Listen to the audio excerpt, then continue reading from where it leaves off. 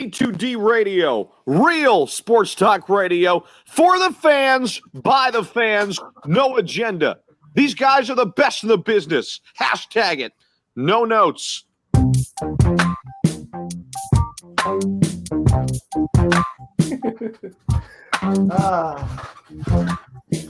Climb with me, Ralphie. Climb with me, Ralphie. Welcome in, family, to another edition, another crossover edition of the PHIX at AM and the PM here on A2D Radio. Every Wednesday night, let me keep that on for a minute.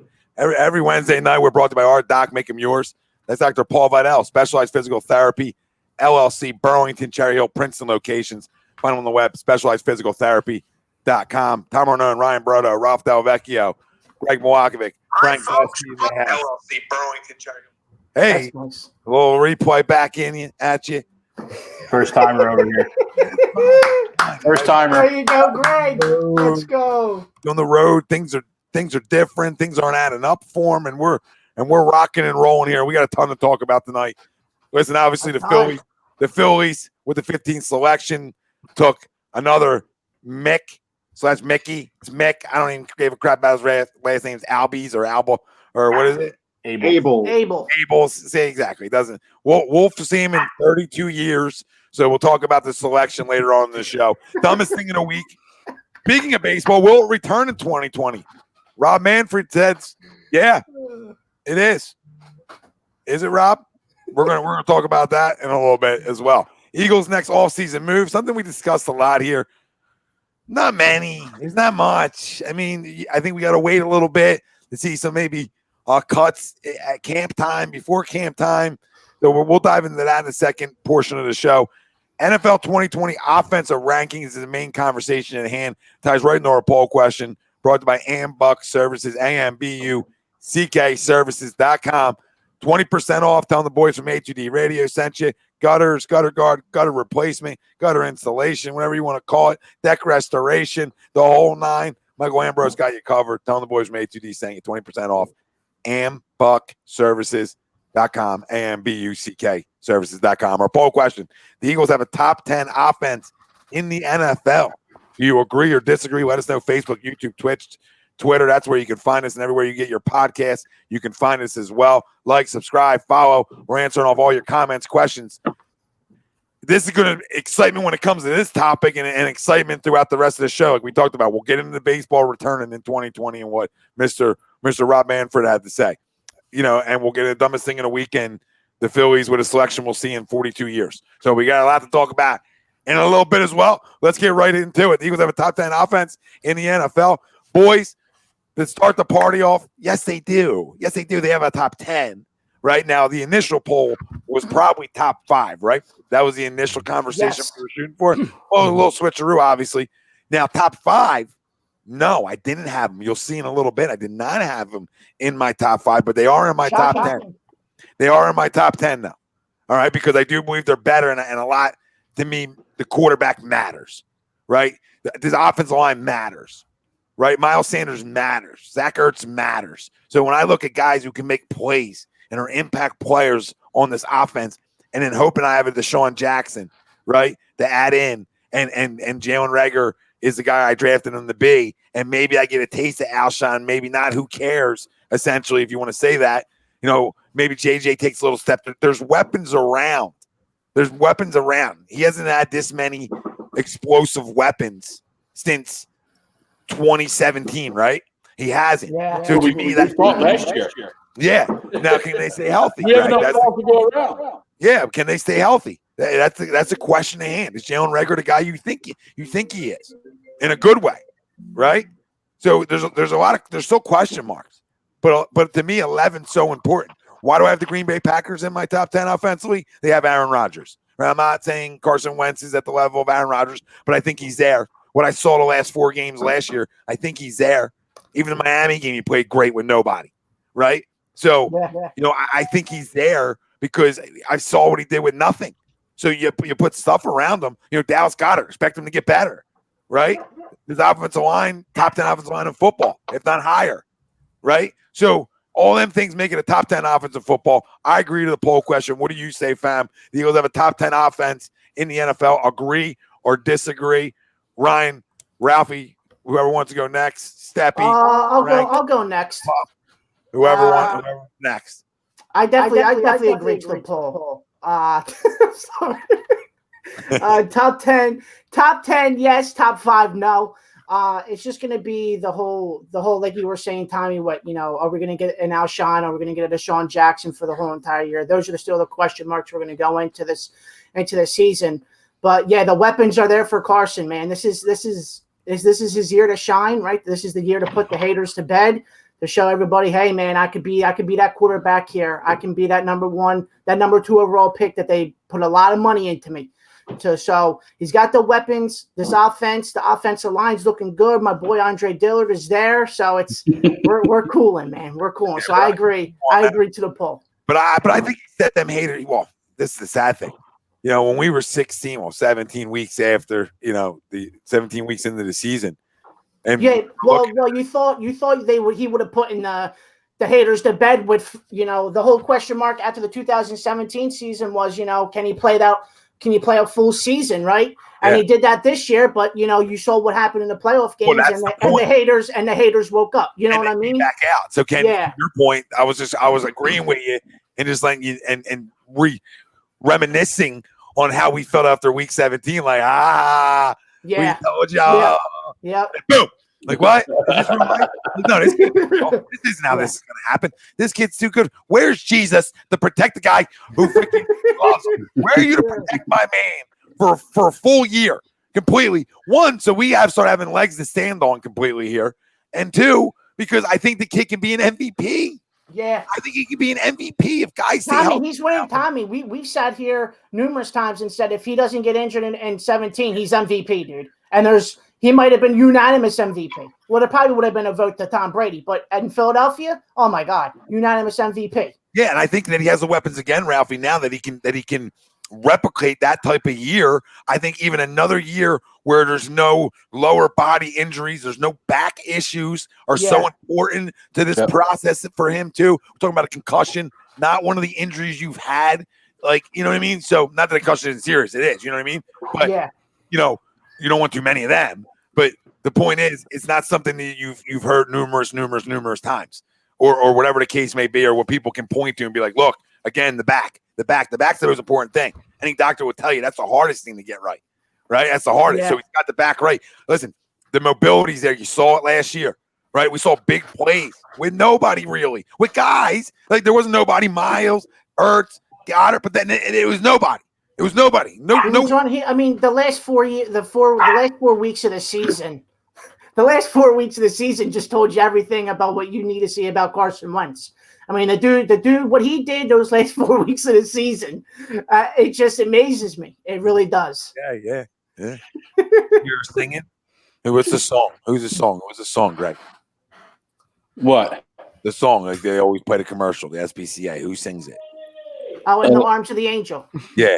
Is that Alanis Morissette? Yeah, Alanis Morissette. Yep. Very good, Greg. Very good. Very good. You're doing good, Greg. It's always on. It's always on when I'm watching my NCAA. You can save Frank. Jeez. 10 cents a day. You can get you can literally pick them up. Yes. Pick them, coddle them, wrestle around with them a little bit. But yeah, listen, I think the mobility's back. All the things that were important were back. We saw it. Now what's back is actually players who can play around them. I mean, there's legitimate weapons if healthy. There's no reason Jalen Reagor won't stay healthy. Why would we assume that? Right? Like we would assume he would be healthy. So like the question mark's DeSean. Outside of that, the rest of the guys just seem to be healthy. You know what I mean? Like JJ, whatever, JJ, Greg Ward. Goodwin, learn the playbook. Never healthy. Goodwin's never healthy. But then, the kid from Boise, John Hightower. Yeah. Hightower. So there's not everybody's banged up offensively. So you hope that these explosive weapons can help, and you can get 1 year where, hey, can I get a full year out of DeSean too? I mean, that'd be amazing. Yeah. Because I can't tell you the last time DeSean has been actually fully healthy for a 16-game season. No. I mean, you get 14 in a playoff game. It's like, yeah. Right. Right. What do you say to the poll question? Eagles have a top 10 offense in the NFL. Agree or disagree? I actually disagree. I disagree to this. It's close. It's close. I'm not trying to say the Eagles have their 25th offense in the league or even 15th or 20th. It's close. I know, Tom, you and I did a top 10 ranking as far as offenses instead of just top 5. So, in a little bit, you guys will get to see, who I have above them. But I've been on record. I'm not a huge fan of what they did this offseason on the offensive side of the ball. Defense, which, obviously we'll discuss next week, big fan of that. But, I look at a lot of missed opportunities on the offensive side of the ball this offseason. And I also look, okay, well, the quarterback, no question. We have a top 10 quarterback in the league. There's no debate there, amongst us at least. Tight ends, yes, they're very good. You could argue top 3, maybe best, tight end group in the league. My concern is when you talk about the wide receivers and the running backs. I've been on record. I'm not a huge fan of what this running back core looks like. I love Miles. I like Boston Scott in a very limited role. Third running back. Yeah, third running back. Give him a couple plays here and there. He's, that's cool. But Devontae Freeman away from me being sold on the running back position. Yes, exactly. Or them making a crazy trade or something. But yes, out of the guys that are available, for all the Shady McCoy people, if they bring in Shady McCoy, it's not moving the needle for me. All the friggin' who's the new name? There's a name from Detroit that somebody's talking about. Yeah, I'm good. Yeah, I'm good. Javin Best. Who is it? Amir Abdullah. I said Amir Javin Best. Abdullah. Like that's not going to do anything for me. I was saying Kerryon Johnson. I'll take Kerryon. Yeah, I mean, that's not happening. Is No. Swift available since you just drafted him? Exactly. I'll take him.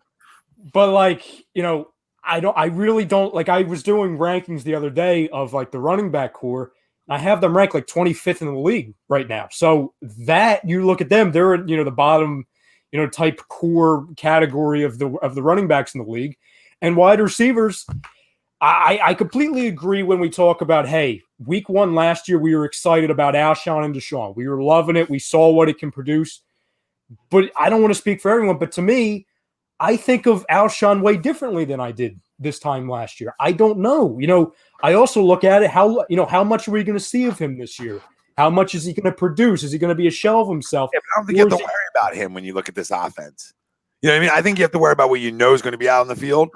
And what you know is going to be out on the field is definitely upgraded, right? You have the best tight end combo in football. Every team's going to have some weaknesses, right, in certain spots. But when you, to your point, when you have a top 10 quarterback, there's a reason the Green Bay Packers are in my top 10. The Eagles have a better offense than the Packers because Aaron Rodgers is there. You know what I mean? The reason the Tampa Bay Bucks are in my top 10. You know what I mean? When you have weapons and you have a quarterback, I expect you to be explosive. This guy, when you have a healthy Carson Wentz, you're a top 10 offense in football. And I'm not homering it because I have the Cowboys ahead of the Eagles. So I'm not homering shit here. I'm just saying why we're going to debate is because sorry, Don. I apologize. I know you don't. I know you don't want to give him up. But when you have Carson Wentz and healthy Carson Wentz, you're top 10. You're top 10 because look at what's around them. Explosive Miles Sanders, even though I don't like what's behind them, like you, Rye, right? Explosive DeSean Jackson, an explosive Jalen Reagor, right? Zach Ertz, Dallas Goedert, one of the top 5 to 10 offensive lines in football, right? I mean, to me, you have all the makings of having a damn good offense, and there's still some time left to address the running back position and get a little deeper there. So, I mean, say for example, in 20 minutes we get the alert they signed Devontae Freeman. Well, then they're absolutely a top 10. But I guess to me, and I guess it will be a theme on my top 10 is while I like Sanders, while I like some of the additions, especially compared to what we did or for this matter didn't have at the wide receiver core last year, I like it. There's still a lot of questions there of okay, Miles Sanders, but then what else? Because we know. If they're going to go with, he's the bell cow, that's really not going to play out well just because he's already shown signs of being banged up. What does greatness usually do? If a guy's special, right? If a guy's special, he brings up town. Yeah. He brings up town around them, right? Yeah, I understand that. I look at Carson, and he did that last year with nothing, with literally nothing on the outside. right? If he just has anything on the outside consistently this year, it's a monster year. The fact that he's working out with JJ and the guys, right? JJ's working out with him, getting that chemistry. I love it. That's leadership, quality. That's more of a reason I'm buying into this is a top 10 offense in football because of this kid. And it's time for not you. I know how you feel about Carson, right? It's time for this, Eagles Nation to realize that we have a legit MVP caliber quarterback here. And did we upgrade dramatically? You can look at it any way you want to. When I had a first round pick, it's a wide receiver that's supposedly a playmaker. We better upgraded dramatically, right? We better have just that alone. So I mean, and that's my guys. Listen, JJ Arcega-Whiteside should be a ton better if we drafted right. Should be right. Sure. I mean, these are things that should be. Dallas Goedert going into his third year should be even better. Absolutely. These are just progressions that guys should get better. As guys start to down, other guys should be coming up. That's what good drafting does. So, Howie, if you nailed it, this should be an easy top 10. Yes. Go ahead, Greg. Or Rye, if you're not done. Sorry. Well, I was just going to the one other thing that keeps me, and for everybody like freaking out in the comments, I have them 11th. So, like, really, I'm one off from saying they're a top 10. So, I'm not that far away from it. But the other thing that offense, you're not saying they're 22. Yeah, no. If I was the case, I'll kick myself off the show. Like, if that was the case, the one other big question I have is, and Ralphie, I'm not trying to start this for the 9th week in a row. I don't know what their left tackle is. Like, I don't know. You know what I mean? Yeah, when Jason Peters signs the contract, then I'll know. You know what I mean? The competition, I don't give a shit who it is, because somebody go win it. Yeah. Either side, doesn't matter who. Somebody just go win it. But it's a question mark. Greg? I agree with the poll. I do think they're a top 10 offense. I don't have them in my top 5. I think there's too many holes to be a top 5 offense. But I do agree with Tom. When you start with your quarterback and it's Carson Wentz and he is an upper echelon elite level quarterback, it's tough to be anything less than the top 10 quarterback or a top 10 offense. Outside of the unknown at the left tackle position, you have one of the better offensive lines in football. You have an up-and-coming running back despite what's behind him. And I completely agree with you. As a whole, I have that group probably rated down towards the bottom half of the league. As a whole. That doesn't mean I don't like Miles. It's just we know what running backs in the second year in the NFL sometimes hit a wall. And we have a whole bunch of unknown behind them. However, Miles does keep you there. And then with the wide receiver position, we made a lot of changes. Well, Boston's good too. There's no question. You're absolutely correct. Right. That's all. Yep. And Tom, you're spot on. Well, even I know no one wanted Carlos Hyde, but we're even a Carlos Hyde away from a top half running back group, and then solidified. Yep, and I hate Carlos Hyde. Agree. But I agree with you. Just because he gives something that we don't have, which is he gets a lot of yards, just taking pressure off of Miles. So that I do agree with. And he's a guy in that backfield that has done it. Maybe not always as great, but he's done it in the league. And that's, to me, what this backfield lacks is just the experience. And that's not always a bad thing, but when you're trying to project, you just don't always know what you're going to get. And then Cowboys right on. I mean, he said the Eagles had a top 3 rush attack in 2017 that carried Philly and made life easy for Wentz. I want to say easy. Easy Cowboy. Okay? And I want to say easy. All right, every team that wins has a running game. So it's not new, right? Like every team that wins a championship has a running game. Yeah. Okay? So I'd like to know the ones that have won without one. So go ahead, Greg. Sorry. No, absolutely. And to Harlan's point, the Dallas Cowboys have a really great running game. That made it easy for Dak. And that makes life a whole lot easier for Dak, right? Yeah. But just the other thing keeping me out of the top 5 would be the wide receiver core. Although we've made changes and we're supposed to getting people healthy back, ultimately, again, what are we going to see from that group, right? How much of Alshon and/or Djax do we see? What does Rieger actually look like in this offense? What kind of impact can he have right away and/or down the line? Do we get those steps from JJ that we hope we get?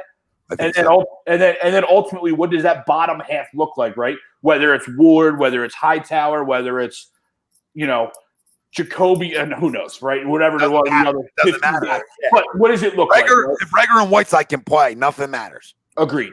If Rager, and they're the ones working out in Houston, even like Gavin said, they're the ones working out in Houston together. Mm-hmm. So, I mean, it's a love story. You're working out with the puppies. They're the guys you're going to win with. You know what I mean? Yeah. They're the guys you got to get better, and you got to help get better and get your timing better with guys and your chemistry better with guys. I love it, man.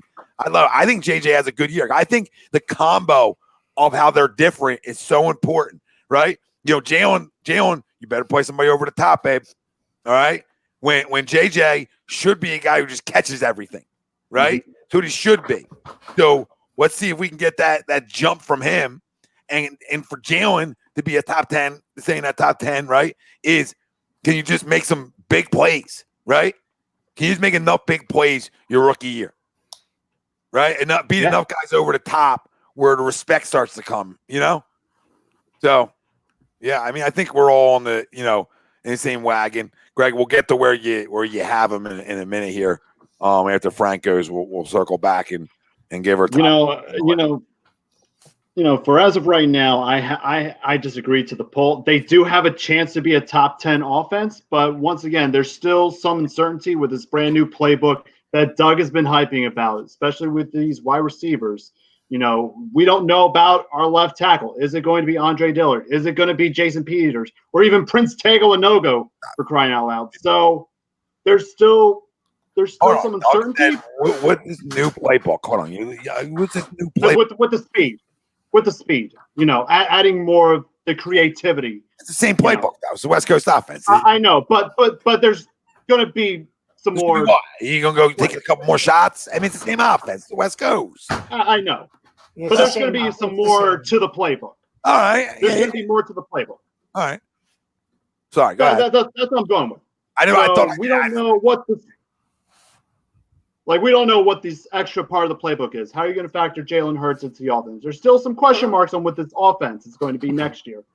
But there are some teams that are going to take a step back. I was looking at some of the rankings from last year.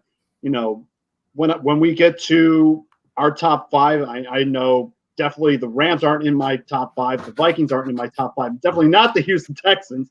So, and those teams, from the site I was looking at, they were ranked somewhat above or tied with the Eagles, and those teams are going to take a couple steps back. So they have a pretty good chance of stepping into the top 10.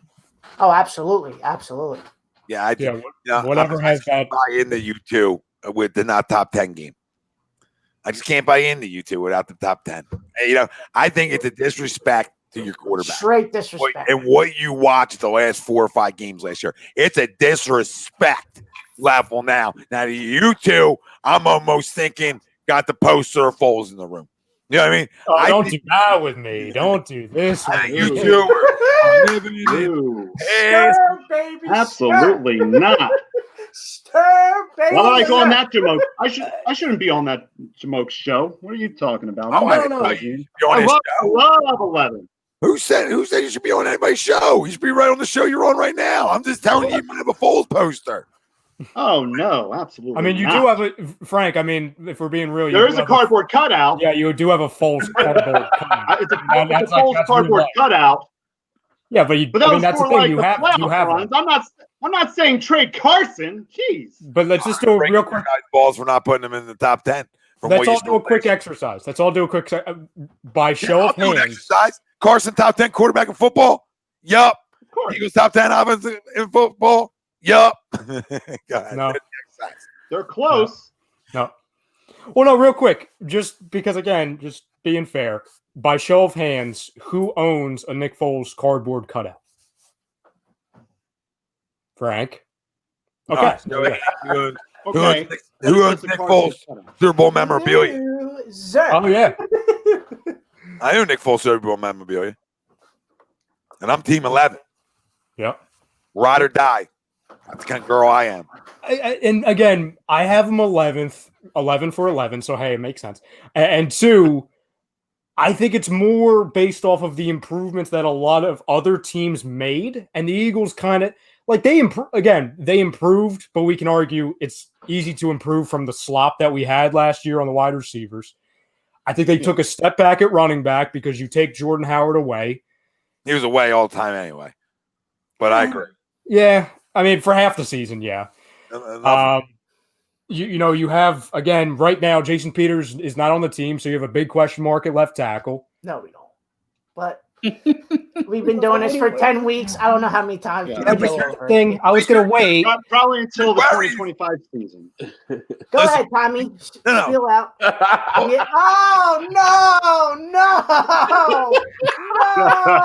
no.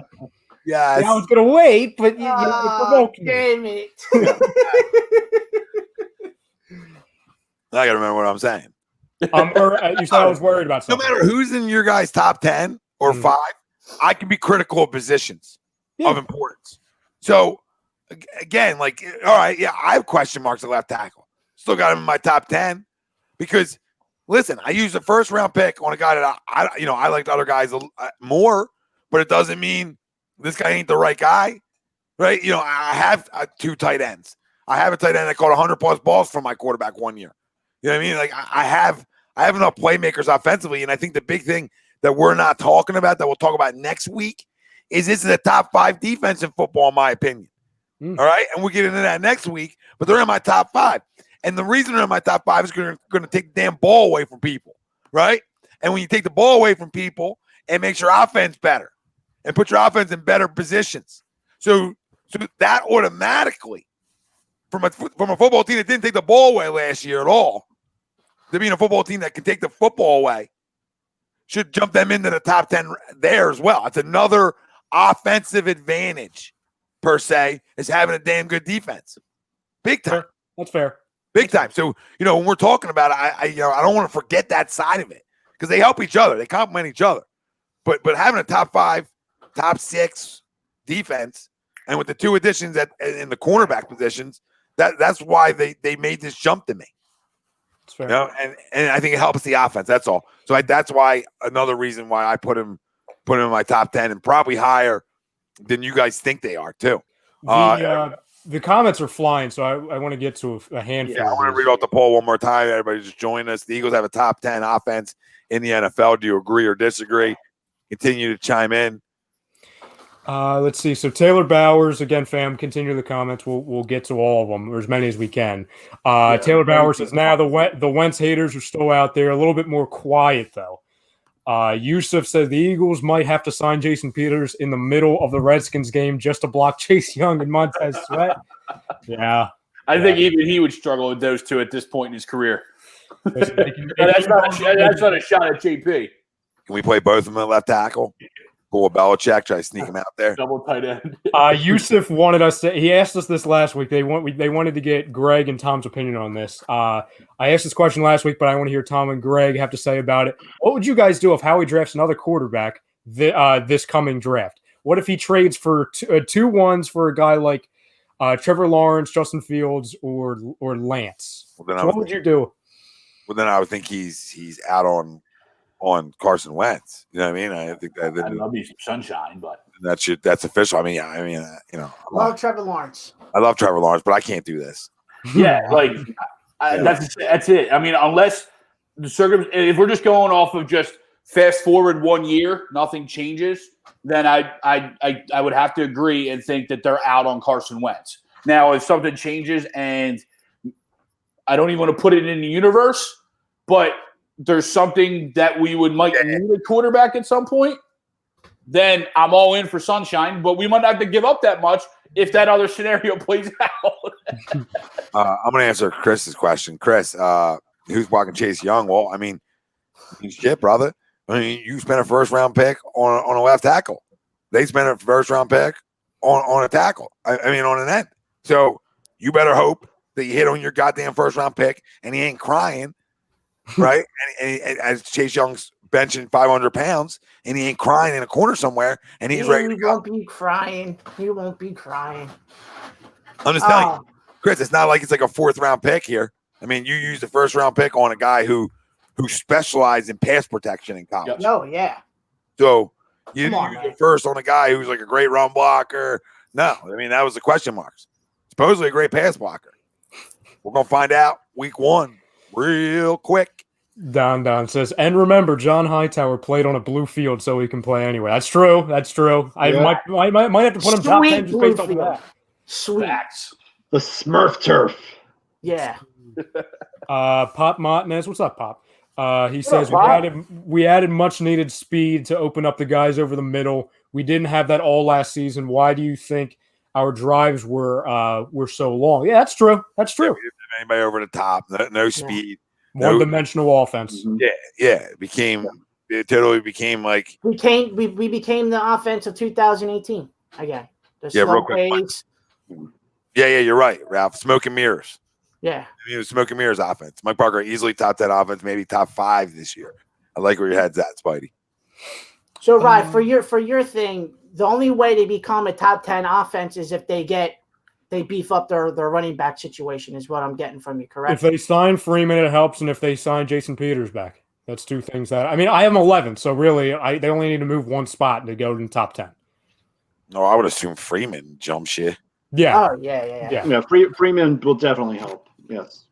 Yeah, I don't think they're done there. I mean, I don't think they're sold. I don't think internally they're like, yeah, Boston Scott can be our number 2. Corey Coleman. No way. I don't think I think they make at least one. I hope not, but one or boys, two we more. know how Howie is, man. We know how he is. Oh, Howie's, but no, that actually goes against your point though, Ralph, because Howie is extra aggressive in free agency, at least in the past, to where he goes and he tries to get cute, except for obviously when we need him to, like in the middle of the season when we need receivers and cornerbacks. But I rest my case. You know what I mean? Yeah. And that actually goes to when, Tom, you say that they're probably not done. Prism asked, who would we rather, he asked, like, what would we rather have them do? Like, get Jason Peters or, here he is. Would you rather have Jason Peters back up Dillard or Freeman back up Sanders? Which Freeman of the two back up Sanders. That's a great question. Freeman back up Sanders. Yeah, I agree. Because I don't have to listen.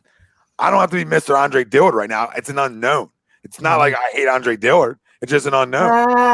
Hold the hell on, Ralph. But when I use a first-round pick on a guy, he better be able to play. And he will play. Okay. And he did a damn good job. He did a damn good job those 3 weeks. Okay, calm down. There you are. He did a damn good job those 3 weeks. All I'm saying is You just don't want to face reality that Andre Dillard is a pretty good left tackle right now. the reality is we're going to find out how good he is. I already know what he is. I mean, those 3 weeks showed me, right? Those 3 weeks showed me. How long is an NFL season? 3 weeks or a lot 16, more than 3 weeks? 16 with a bye. Well, 17 with a bye. All I'm saying is that I'd rather have Freeman back up Miles. Oh, I'm with you. I'm with you. And I bet, because I got to hope Andre Dillard can play. I mean, he's a first round pick. He, at the left tackle position, he better be able to play. Mm-hmm. Don says, please take Dalvin Cook away from the Vikings. I would gladly. Yeah. If you would like to set that up for us, we would gladly do so for you. Please. Help us, help you. Then you got to figure out a way to sign him. Yeah, how he can do it. He's good with the money. He's fine. Go. I'm just telling you right now, not to get in a tangent, they are not going to pay him. I'm just telling you right now, they are not going to pay Dalvin Cook. So I don't. No, they're not going to pay him. I don't think it's smart. I'm just saying they're not going to pay him. Yeah, I don't know. We'll see. I think it's a very similar situation to the Chargers with Ingram and Eckler. If he stays out, I think they You can. mean Gordon? Melvin Gordon? What did I say? Ingram. Oh yeah, Melvin Gordon and Eckler. I mean, because they have that McKenzie that he's pretty freaking good. You know what I'm saying? Or at least he's shown that he's good. I mean, the Chargers gave Eckler his money, and they paid him.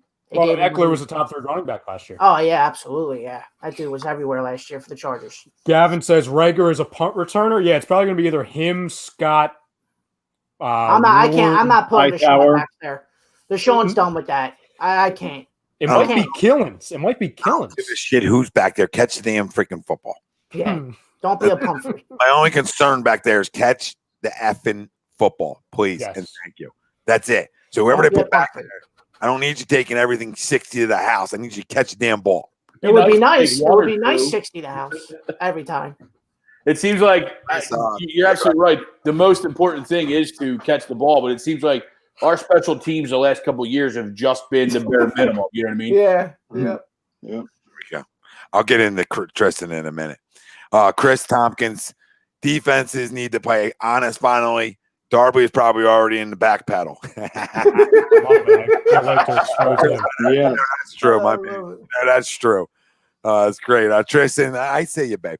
Time you're still in front office mode. I ain't in no mode. What am I in front office mode, Tristan? The same quarterback that you love too?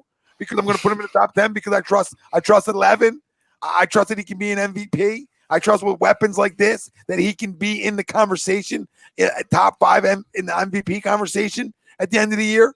What? Because I trust it. Just the same way you trust it. That ain't front office. That's believing in your guy. That's believing in your guy. And for the guys who didn't put him in, we already discussed this. They don't believe in him. Move on to the next one. I'm not even doing this. I can't even do this with you. I'm not doing this. Mr. Mobley, my brother, he said, I think we're going to be explosive. Chiefs won the Super Bowl with D. Will running. He had 100-plus carries and couldn't crack 600 yards. Sanders Scott is enough for the scheme I think we will run. What we will run. Teams are going to be worried about Ertz and the speed outside. No, listen, I agree with you. I like the combo of Sanders and Scott. I have no issue with it. I would just like to have a little something else in between if I could. Yep. You know what I mean? But that's it. That's just personal. It doesn't mean. Listen, I think we've seen what Boston Scott can do here at the NFL level, big game, right? Thrown into it, right? So he gets a whole off season with first team snaps essentially, right? You know, when things get back rolling, I think that's important for a guy like that. You know, so I agree with him. I just like to mix something else in. You know, I don't have to go crazy spending money. Just you know, you think Elijah Holyfield's that guy? You think Killins is that guy? You know, I mean, if you do, you do. But we're putting a lot of hope. We know what Devontae Freeman is. We know we get Devontae Freeman. We add another explosive playmaker to this offense, and an injury concern. What else is there? Tristan, here you guys. I said it once. I'll say it again. If we got 11, we'll be just fine. People still don't realize the type of talent this kid has. Yep. Or is. Tristan, you front office mode? He's in scout mode now. Love you, brother. I love Yusuf, Ralph doesn't know what the Redskins D-line is bringing week 1. No, he Oh, clearly doesn't. I know what he's Selfish. bringing, but He wants his quarterback to get hurt. With the That's best what defensive line in football? Yeah, they're coming. Week Yeah, 1. he knows. He watched Chase Young up at Michigan State tear that ass up. yes, he did. Yes, he did. For all those years he was up there. That's the best front they're going to see all year. You think so? Yeah, that's Yeah. I don't care what anybody says. That's the best overall front in football. I don't give a rat's ass what anybody wants to argue. that front four is It's crazy, a pretty man. good front four. It's like a front 8. It's first round picks all over the football field. Yeah. Or from Jonathan Allen on out. Mm-hmm. Right? Another Bama kid. Like if they stay healthy, now I don't trust the rest of the football team, but you know I think it makes them competitive. Yeah. It just automatically defensively makes them competitive as shit because they're going to come get everybody. If they're healthy up front, they're coming to get everybody. Does it pay off? Does it help their offense? Probably. You know what I mean? Does it help Darby look good? Probably. Right? You know what I mean? So it's like they got some cats that come get everybody. I mean, who's deeper? Who the hell's deeper? Ain't nobody deeper. The teams are loaded. There's a lot of fronts that are loaded. Chargers loaded. Eagles front's really good. Right? The Rams front's damn good. Ravens great. Ravens, but nobody has like 8. I think they got like 7 or 8. They got at least 5 first-round picks. I know the Niners have a bunch, but they also traded one and then drafted one. So, the crazy thing is they're all cheap, too, except for Kerrigan. They're all like 16 first-round picks, 17, 18, 19, 20. Mm-hmm. Like it's all boom, boom, boom, boom, boom, boom, boom. And then they have some of the line guys, technically linebackers. Then you have Reuben Foster just sitting back there, just in no man's land. Nobody's talking about them. they're the sleeper team. They're the sleeper one. Ain't the Giants aren't a sleeper. I'm saying a team that you think's going to stink that actually can win like 8-10 out of nowhere. It would be the Redskins. Like the one. They have that defense can win them a lot of games this year. And Ron Rivera with a good defense. Yep. We've seen what he can do. You saw what he did when the Panthers went 15-1 that year. I mean, look at that defense, dude. That defense was loaded. And a similar type quarterback that doesn't isn't perfect, right? Isn't perfect, but can throw the deep ball, right? You know what I mean? Like So there's similarities there. I think they have enough of a running game.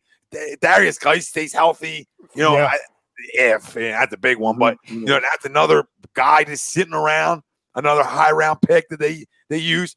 They're better than people think. You know, everybody talks about Young, right? Everybody talks about Sweat and Carrigan and Allen, and I know I'm forgetting another one up there too. There's another Ioannidis. Montez Sweat. Ioannidis, right? Ioannidis is up there, right? Ioannidis, yeah. You say Payne? Duran Payne, Montez Sweat. Yeah. And listen, I hate the Redskins, but that's just real talk. So we all circled the board on where we have the Eagles. And to our poll, the Eagles have a top 10 offense in the NFL. If you're just joining us, feel free. Continue to chime in. We're reading off everything we can get to, which is pretty much everything. When you fly in, we're trying. We'll try to get to everything we can. But we're gonna move a little forward here, and we're gonna go our top 10 offenses in football. So we're gonna switch it. Now we're gonna give you not switch it, but now we're gonna give you what our true list on our top 10 here. And I know some guys that only have 5 because we switched it a little bit. I know me and Ryan have 10. So me and Ryan will have a 10, and the other boys will have a 5, and then we want yours. 5, yes. We want yours. So either give us a 5 or a 10, and we'll see where everybody has the Eagles and other teams. And you're gonna see why A2D is the best. Because there ain't no damn agenda, and you're going to see. If you want me to lead it off, I'll show you. I'll freaking segue us in to no agenda top 10 list. Oh, right, what perfect timing, because you're up first. So, obviously, the Kansas City Chiefs are the best offense in football, right? I mean, the number 2 team's right there with them. It's 1 or 2, but they're the defending champs. They're the best quarterback in the NFL. So, right now, Chiefs are number 1. Ravens, what can you say? What else can you say about them? You know, now the addition of J.K. Dobbins, you know, another year for Lamar, you know what Ingram brings. Marquise or Hollywood Brown, there was talks that he was hurt pretty much all last year too and played through it. So, you know, you already know what you got there, how explosive they are running the damn football and all the different ways they can hurt you. So they're number 2. Number 3 still the New Orleans Saints. I mean, still so many weapons. It's hard not to take them and put them 3. You know, you still got Drew Brees, still got Michael Thomas, you know, Alvin Kamara, and you talk about the addition of Emmanuel Sanders, right? Yeah.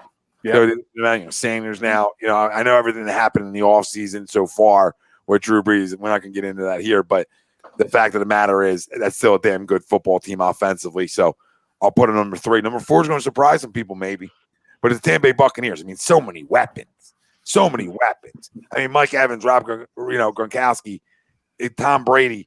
You know, they got running backs there, right? They have running backs there. They address offensive line, right? We're not even talking about, you know, the other skill position players that can hurt you with that football team. I mean, they are loaded up offensively, and right now they're number 4 on my list, and then number 5, which is going to upset people. But this was number 1 offense in football last year at one point. I don't know if they finished that way, but they did. But yeah, number 1 offensive football, and all they did was add CeeDee Lamb to the mix and say, hey, now we regret it. They lost Travis Fredericks. I get that. Still top 5 offensive line in football without him. It's a huge loss, but the addition on the outside, you know, another guy, another playmaker. That's why I have the Dallas Cowboys 5, and you know, and I don't hate Dak like other people do. He's not great to me. He's not worth that money to me. But their offense is good. They're good. And I keep saying, what I saw in week 17 against us, it doesn't mean shit. It didn't mean shit. We need to address our corners, or we would have got goddamn exposed if there was a healthy arm in that game, right? If there was a healthy arm in that game, the way our corners were playing, right, I ain't feeling good. I ain't feeling good. I ain't feeling good at all. You look, I see the rep. Oh, man. I ain't feeling good at all. And we listen. So this year we're locked and loaded to go play with them, is my point. Our D-backs are ready to go. I'm excited to go play with them. And then the other part of my list to round out the top 10, Eagles at number 6, which might surprise some people, but I got that much confidence I have in my damn quarterback. He's probably number 6 quarterback in football to me. If you had a gun to my head list, real quick, without thinking, you know? So the additions they made still have a damn good offensive line. And we talked about speed kills, and they definitely went out and dressed speed. And with their tight ends, best tight end duo in football, and they got the makings to be goddamn explosive and hurt you in so many different ways. That's what can be really exciting about this offense. This offense has the potential to be a top 5, but right now they're right on the outskirts. They're right there. They're 6, and that can change because if Jalen Reagor can play, right? If DeSean gives you 14, if Miles stays healthy, right? I mean, it goes for every football team. But if your key guys stay healthy, this offense is going to be explosive. Number 7, I don't know if this is going to surprise people or not, but the addition of Phillip Rivers with Frank Reich, I already liked what Indy have at the running back position. They have a damn good offensive line. We already know. I think their defense is vastly improved. Okay, but sticking on the offense side of the ball, they got weapons on the outside. All right, now you add Phillip Rivers, who spins it.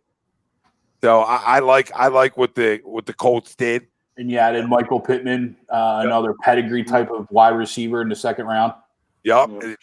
Great call, Greg. And another addition that go alongside T.Y. Hilton. You already know, and you know what Phillip does. He spins it. So, Phillip Rivers, to me, in the dome now, even more so benefits him than even playing in L.A. Yeah, even more so benefits his career and no weather conditions whatsoever. I think he spins it. I think he spins it for another year. I think he's got a spin in him, and that's going to put them up in 7. Number 8, San Francisco 49ers, not because I believe in their quarterback, but I believe everything else there. I believe in Kyle Shanahan. I believe in their run game. I believe in their offensive line. The addition of Trent Williams, right? So, to me, there's a lot of reasons why they're top 10. But the other side of it, too, is believe in their quarterback or not, they still got to the Super Bowl with their quarterback. To your point, because of the rest of that offense was so good and so explosive that he didn't really have to be a quarterback. He just had to be a manager. Yeah, and I think he can throw it enough. You know what I mean? Like I don't think he can't throw it. I've seen him throw it. I just think sometimes they cater, they get scared a little bit. Yeah. Kyle Shanahan, we've seen that in the course of his tenure. Calling plays. Yeah. So it's nothing new. I know Chuck's won't like that, but it's nothing new. Number 9 is the Green Bay Packers. We talk about it. Okay, they didn't go out and do what they needed, right? But at the end of the day, I still have Aaron Rodgers. I still have Devontae Adams. Okay? As long as I got them 2 on the field, I'm top 10 offense. Because we know what A-Rod does. We know what he does. So they're still top 10. Number 10 might surprise some people, but it's the Cleveland Browns right now. Went out, addressed the offensive line. Let's see what another year with having these guys play together, Odell, Jarvis. We know the run game. All right. And what's Baker? Was year 2 more? It's got to be year 3 for him. Year 1, who he is, which guy is he? We're going to find out. And number 11. Does the addition of a professional backup in Case Keenum settle him down, allow and help him out? Does he to make that next jump? Right, that's a great call. Right, we've seen it help with Carson, with McCown. Right, yeah, I think that's so important. And maybe it helps with Trubisky. Nothing else going to help with Trubisky, but maybe Nick helps with Trubisky, but not. I can't even say that with a straight face. So, I think that's going to help him, and I think just hopefully growing up for his sake, and the game even slowing down a little bit more for him. Yeah, and number 11. Number 11 is the Arizona Cardinals. And the reason they're not in my top 10 is I need to see it. I need to see it. I need to see college. I believe in this offense. That's why they're 11, right? I believe in his play calling. I believe in Kyler Murray more than most do. I always believe in DeAndre Hopkins. I always believe in Larry Fitzgerald. But I just can't put them in the top 10 until I see it. Yeah. Is that fair? No, that's completely fair. Completely fair. I just need to see it. I think it's going to work. You know what I mean? But to me, it looks good on paper, but you just got to see it touch the field. Exactly, Ralphie. Exactly. Like with the Browns, going into last year, you would have said top 10 offense, right? Yeah. Top 10 offense. And you saw flashes. Saw flashes. They dropped 45 on the Ravens early on. Yeah, I think. And Nick Chubb had some monster games down the stretch. They just weren't able to win any of them. No, they weren't able to win any of them. And I think having, going and getting your bookend left tackle settles your quarterback down a shit ton too. Because, I mean, you watch some games when we all gave Baker, he's my son, blah, blah, blah, blah, blah. Dude, that dude had, you want to talk about getting beat up in 2019? That dude had no offensive line last year. Oh, my God. It was atrocious. Yep. Every game that's on red zone, the dude's getting smoked. On any quarterback I watch, I'm like, people are crushing this guy. He's got no time to throw the freaking football. It's a mess. Disaster. Now, maybe you go get your bookend left tackle. Hopefully that changes, settles them down. Another reason. But, yeah, the Arizona Cardinals are right there to me, but you got to prove it. And the Cleveland Browns have more prove-it guys that I've seen all around, right? Like Odell, Star, Jarvis, Star, Chubb. I love Nick Chubb. Yep. And I think they got the best tackle in the draft too. So just my opinion, but there's a lot of good teams. And I know people probably say, you left some teams out, but it is what it is. Who did they draft? Who? They went Becton, right? The Browns. No, the Jets went Becton. Who they went? It was Wirfs? Yeah. No, Wirfs? got Wills. No. Wills. Dedrick Wills. Oh, okay, yeah. The kid from Alabama, right? I think. Right there, number one, Ralph. Yeah. Yeah, Tom, my only two, I would say, huge surprises, at least in my opinion, from yours, is I'm surprised. Again, we kind of talked about it earlier. I'm surprised you had, I don't want to call it your boy, but you defended him. I'm surprised you had Baker that low. I was expecting you to have him a little higher. Got to prove it to me. Got to prove it. I hear you. When you see my argument is, if he can't use the weapons that he has, then he's just not a franchise quarterback. Like he had the excuse last year. The Freddie Kitchens, he wasn't doing him any favors. He didn't have a head coach. I mean, really, he didn't have a head coach last year. Yeah, weapons are all well and good, but if you can't protect, you're going to stink. Right. Yeah. No matter who you are. I mean, guys will be better than that, but you're going to stink if you can't protect. I mean, all that looks good in Madden, right? Like Odell, Jarvis, right? Oh my God. Yeah. We're lethal. You can't block me or you. So that, now they go out and get Vitae, right? They go out and get Wills, right? Vitae went to Cleveland. No, he went to Detroit. They were talking about going. Yeah. Well, you got Peters almost went to the Browns. Well, maybe, Peters almost did. And they're definitely in the top 10. But that's it. I mean, right. The only reason I don't have them higher is because I gotta see them all put it together as a group before I can. And I gotta say that offensive line protect a little bit. So that's why they're right there at 10. What was the other one? Just the Colts. Maybe anything with Phillip Rivers right now, and I get it. Offensive line didn't help him. I don't touch Phillip Rivers. That's just a rule of mine. Yeah, but that's every time Phillip Rivers over the course of his career has been top 10 offense all day, every day. Yeah. He had a rough year last year, but remember, not an offensive coach there in San Diego or LA. Not an offensive guy. It's a defensive guy. All right. Yeah. Not that that's anything that matters, but it does matter a little bit. Right. So now you go to a guy who all his focus is he's an offensive guy in Frank Reich. He's a quarterback guy. I mean, we saw what he could do with quarterbacks too. Yeah. Jacoby Brissett stinks, and Frank Reich got a lot out of him, right? Yeah, so, the offense was explosive with Jacoby freaking Brissett. Phillip Rivers can spin it. Maybe a little high. Maybe they should be more 9, 10 on my list. But the running game's really good, and they got a very, very underrated top 5, 6 offensive line in football. I mean, and their wide receivers are good. They've got obviously Hilton. But I always look at the offensive line, right? I look at the offensive line, and that's an offensive line quarterback. They have top 10 in both still, because Phillip Rivers, to me, as long as his arm still works, he's a top 10 guy. Just I give him pass, even though he's never won it. But to me, that's not all him, but he's a gunslinger. So that's why I think their numbers, right? So you're mostly putting it off of Phillip Rivers. He's a facilitator. If he has weapons, he uses them, basically. So that's where I understand that. That's fair. That's fair. It might be a little high. And also last year with the Chargers too. I mean, I don't know how. I mean, you could count on your hands how many times they lost multiple games last year by less than 3 points. Well, that's the Or story. even That's more- the or 1 story of point. that franchise with their freaking Yeah, kicker. I mean, you saw it.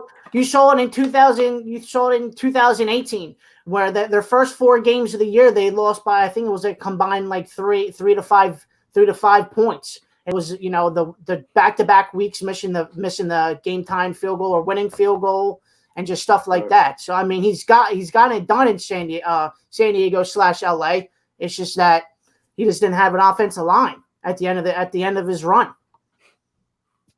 Yeah, no, Rafa, you're right. Oh, I know. Brian.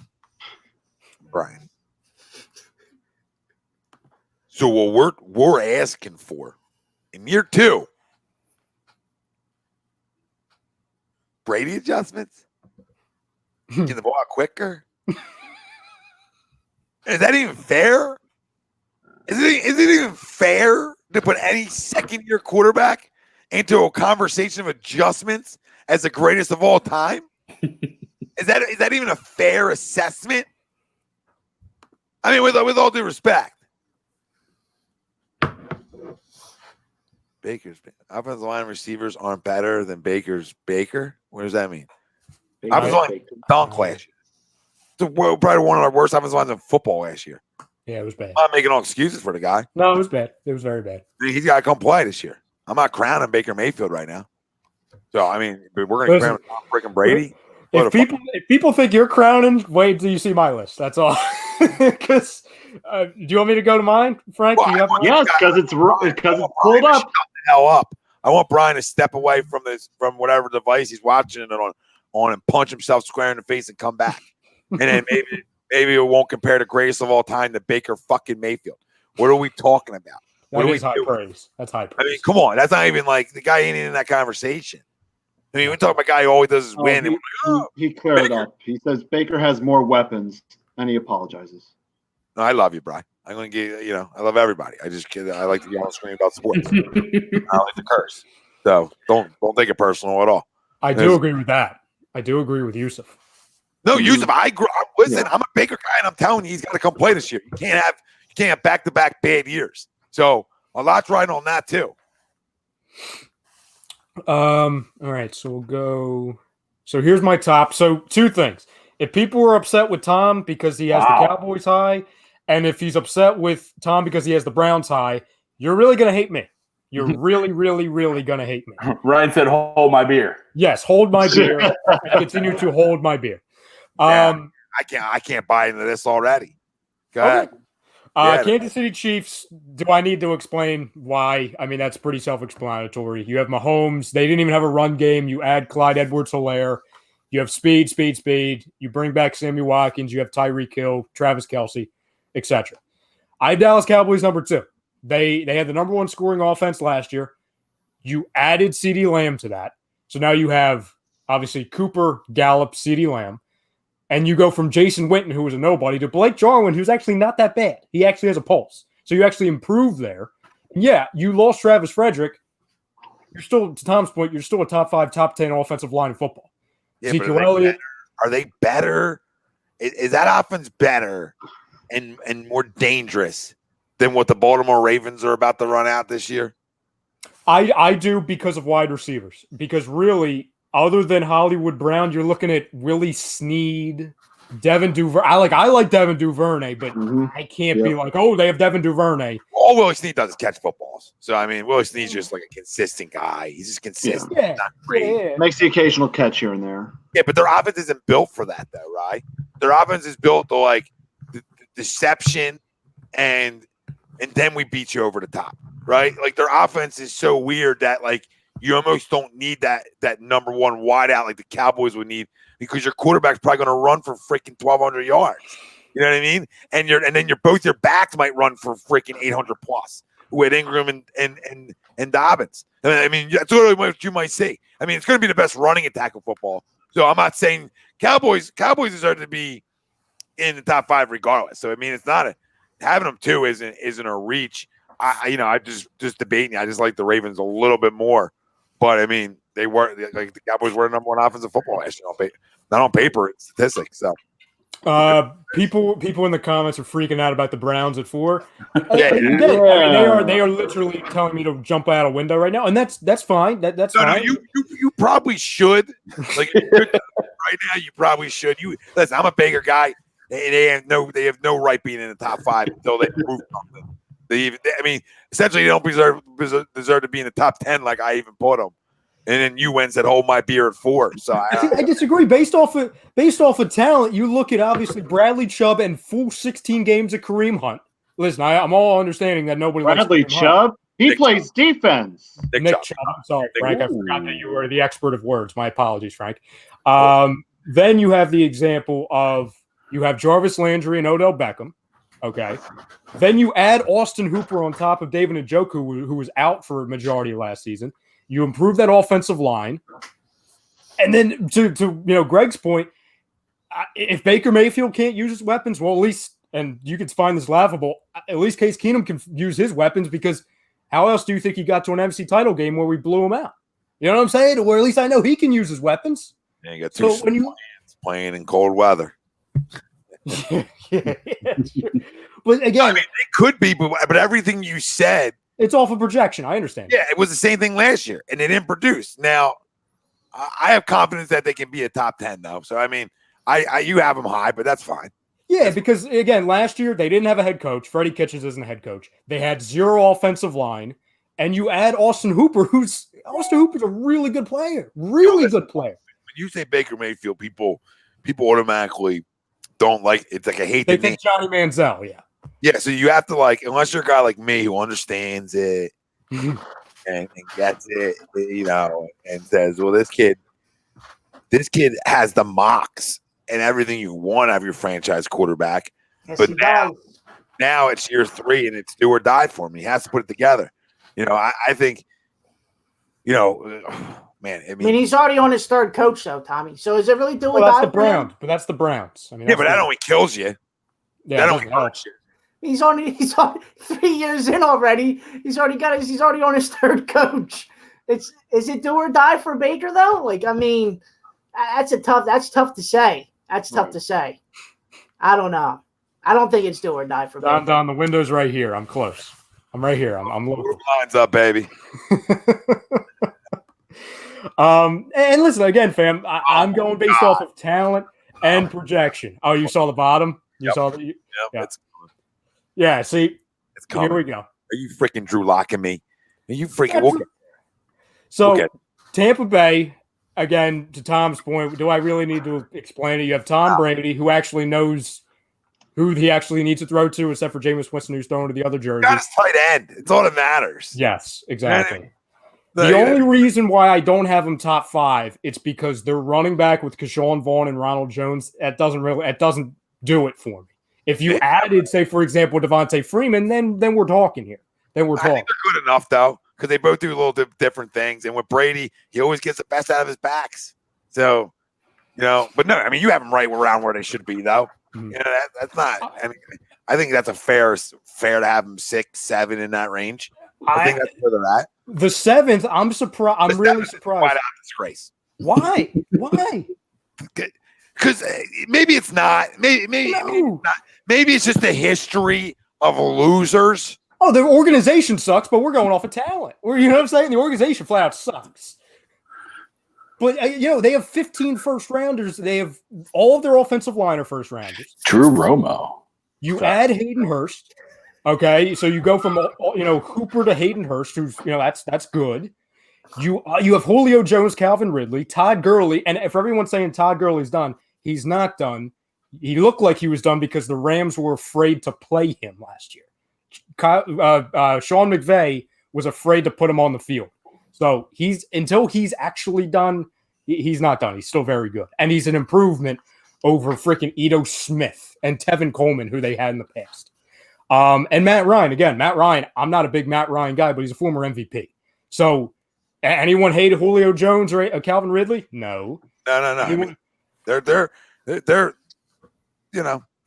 loaded. Their defense probably bottom 5 in the league, so they're probably going to win 7 games this year. So anybody at home who thinks like this is going to equate to, the Falcons are going to win 12 games, no, they're not. But when we're talking talent on the field, and Don, he says he thinks I'm crazy. I don't know. Like, is there an issue with Julio Jones and Calvin Ridley? I think we'd gladly take either of them or both. Mm-hmm. Is there an issue with Todd Gurley all of a sudden because he got traded? No. Yeah, is there an issue? Arthritis stuff. They were afraid to play him, Ralph. Yeah, but he had arthritis in his knee. When he got on the field, was he still Todd Gurley, Ralph? Or did they play him 50%? I don't know. Look. When he played 50% less snaps. I'm just saying he's got arthritis in his knee. I'm just saying. When he's on the field, yeah, that's fine. I'm not talking about I want him for the next 10 years. I'm talking about talent right now. Todd Gurley's pretty damn good. Julio Jones, Calvin Ridley, they're pretty damn good. Look at their offensive line. First round. Matt Ryan, former MVP, and Hayden Hurst is pretty freaking good. You're not going from Austin Hooper to, random guy. You know what I'm saying? He's a name. He's a first rounder. So as much as we want to talk about we have to think, Andre Dillard's going to be good because he's a first rounder or say, for example, the Redskins or anything. These are all first round picks. So if we're going talent, which is this argument, Falcons are up there. Maybe they're closer to 10 than they are 5. That's fair. But I don't think it. I think they should definitely be around the top 10. Now, if you want to say 8's crazy, okay. I'm higher on the 8th team more than anybody else. I understand. But Melvin Gordon. Everyone wanted Melvin Gordon here, right? Ralphie? Oh, Ralphie? Yeah, I wanted Melvin, yeah. Yep. Let's see. Philip Lindsay's pretty good. Now he goes from a number 1 back to a number 2 back. Jerry Jeudy, we all wanted him, right? KJ Hamler, everyone wanted him. And Courtland Sutton, he had over 1,100 yards last year with Brandon freaking Allen. You also have Noah Fant, who's, I think, one of the most underrated tight ends in the league. He's really good. And you look at that offensive line again. First round. All high picks.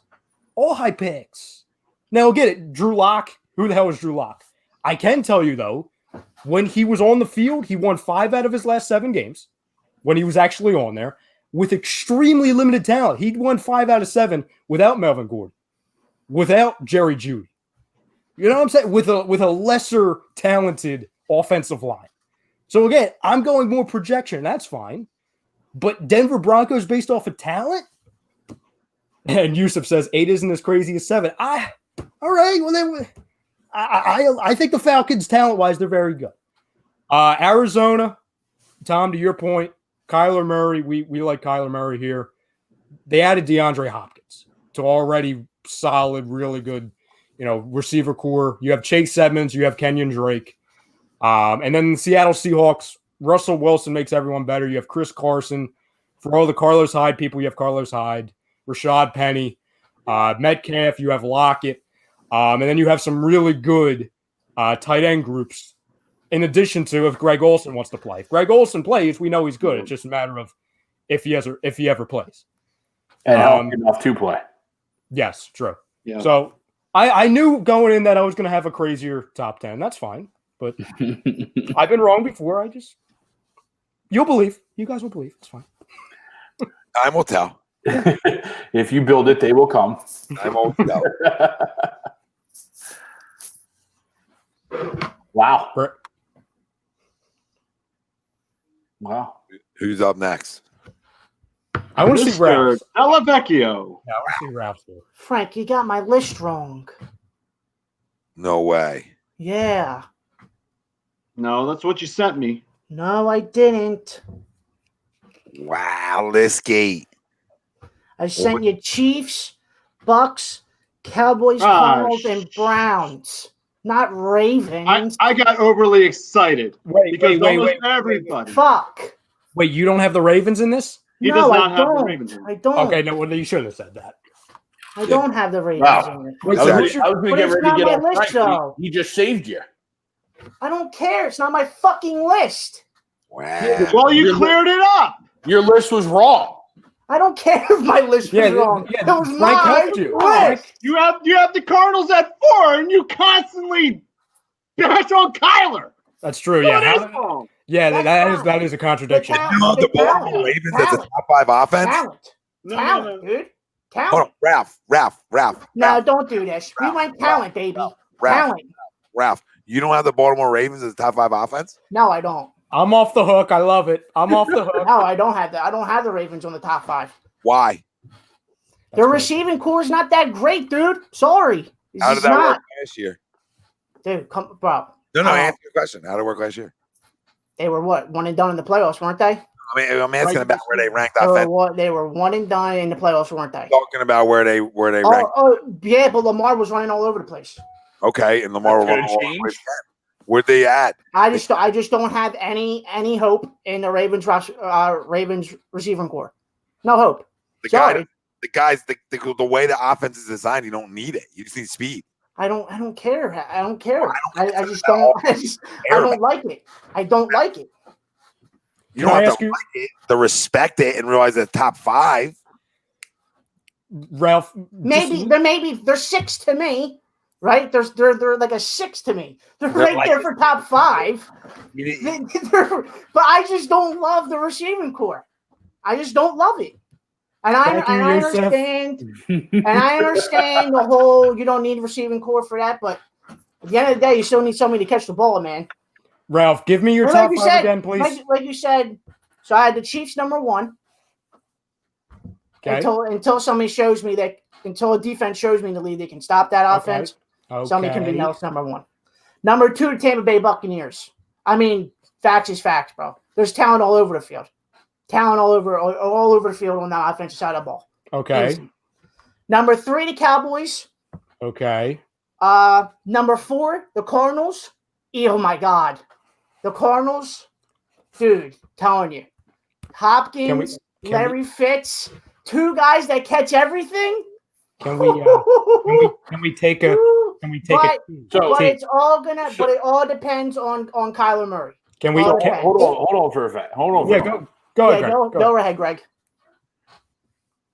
You have the Arizona Cardinals. Yeah, number 4. Over the Baltimore Ravens because you don't like the Baltimore Ravens wide receiver core. Yeah, it's definitely not better. It's definitely not better than the Cardinals. I don't disagree there. It's definitely not better. I mean, the Cardinals got 2 guys right now on the outside that catch everything, though, Greg. There's zero debate there. Zero debate. Might be one of the best wide receiver rooms in football, okay? Absolutely. But you're going to say that the drop at the running back position is bigger than the drop at the wide receiver position for the Ravens and the Cardinals. So you're going to go off of Kenyon Drake and whoever else they have but when Kenyon Drake Mark went Ingram there, and J.K. Dobbins. But when Kenyon Drake went there, he was pretty good. I mean, he was really good. So is Mark Ingram. So is Marquise Brown. So is Hollywood Brown. Yeah, but Hollywood Brown was banged up all last year. He was banged up all last year, though.